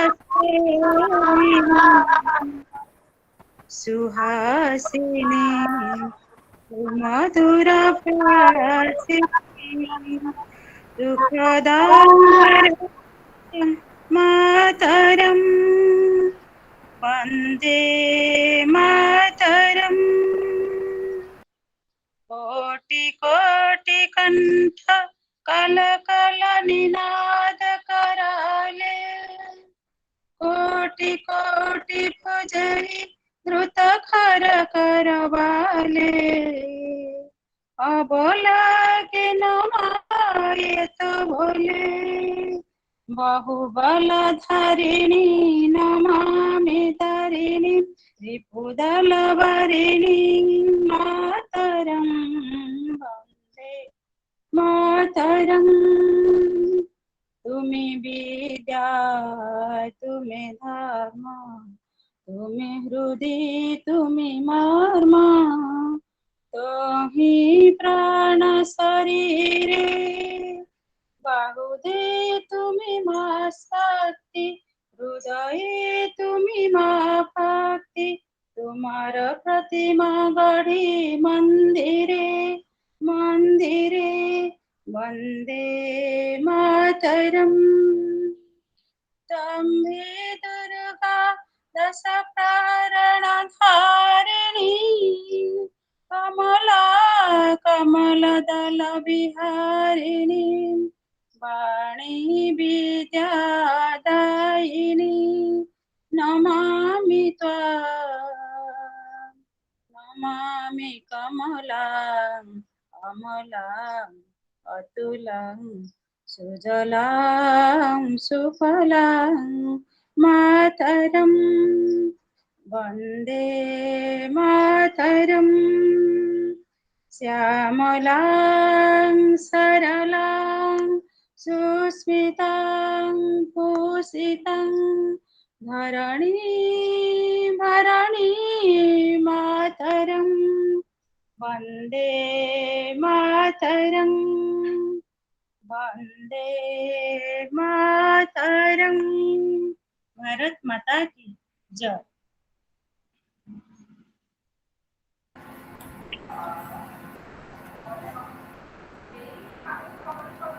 ବର୍ତ୍ତମାନ କାର୍ଯ୍ୟକ୍ରମ ସମାପନ ହେଲା।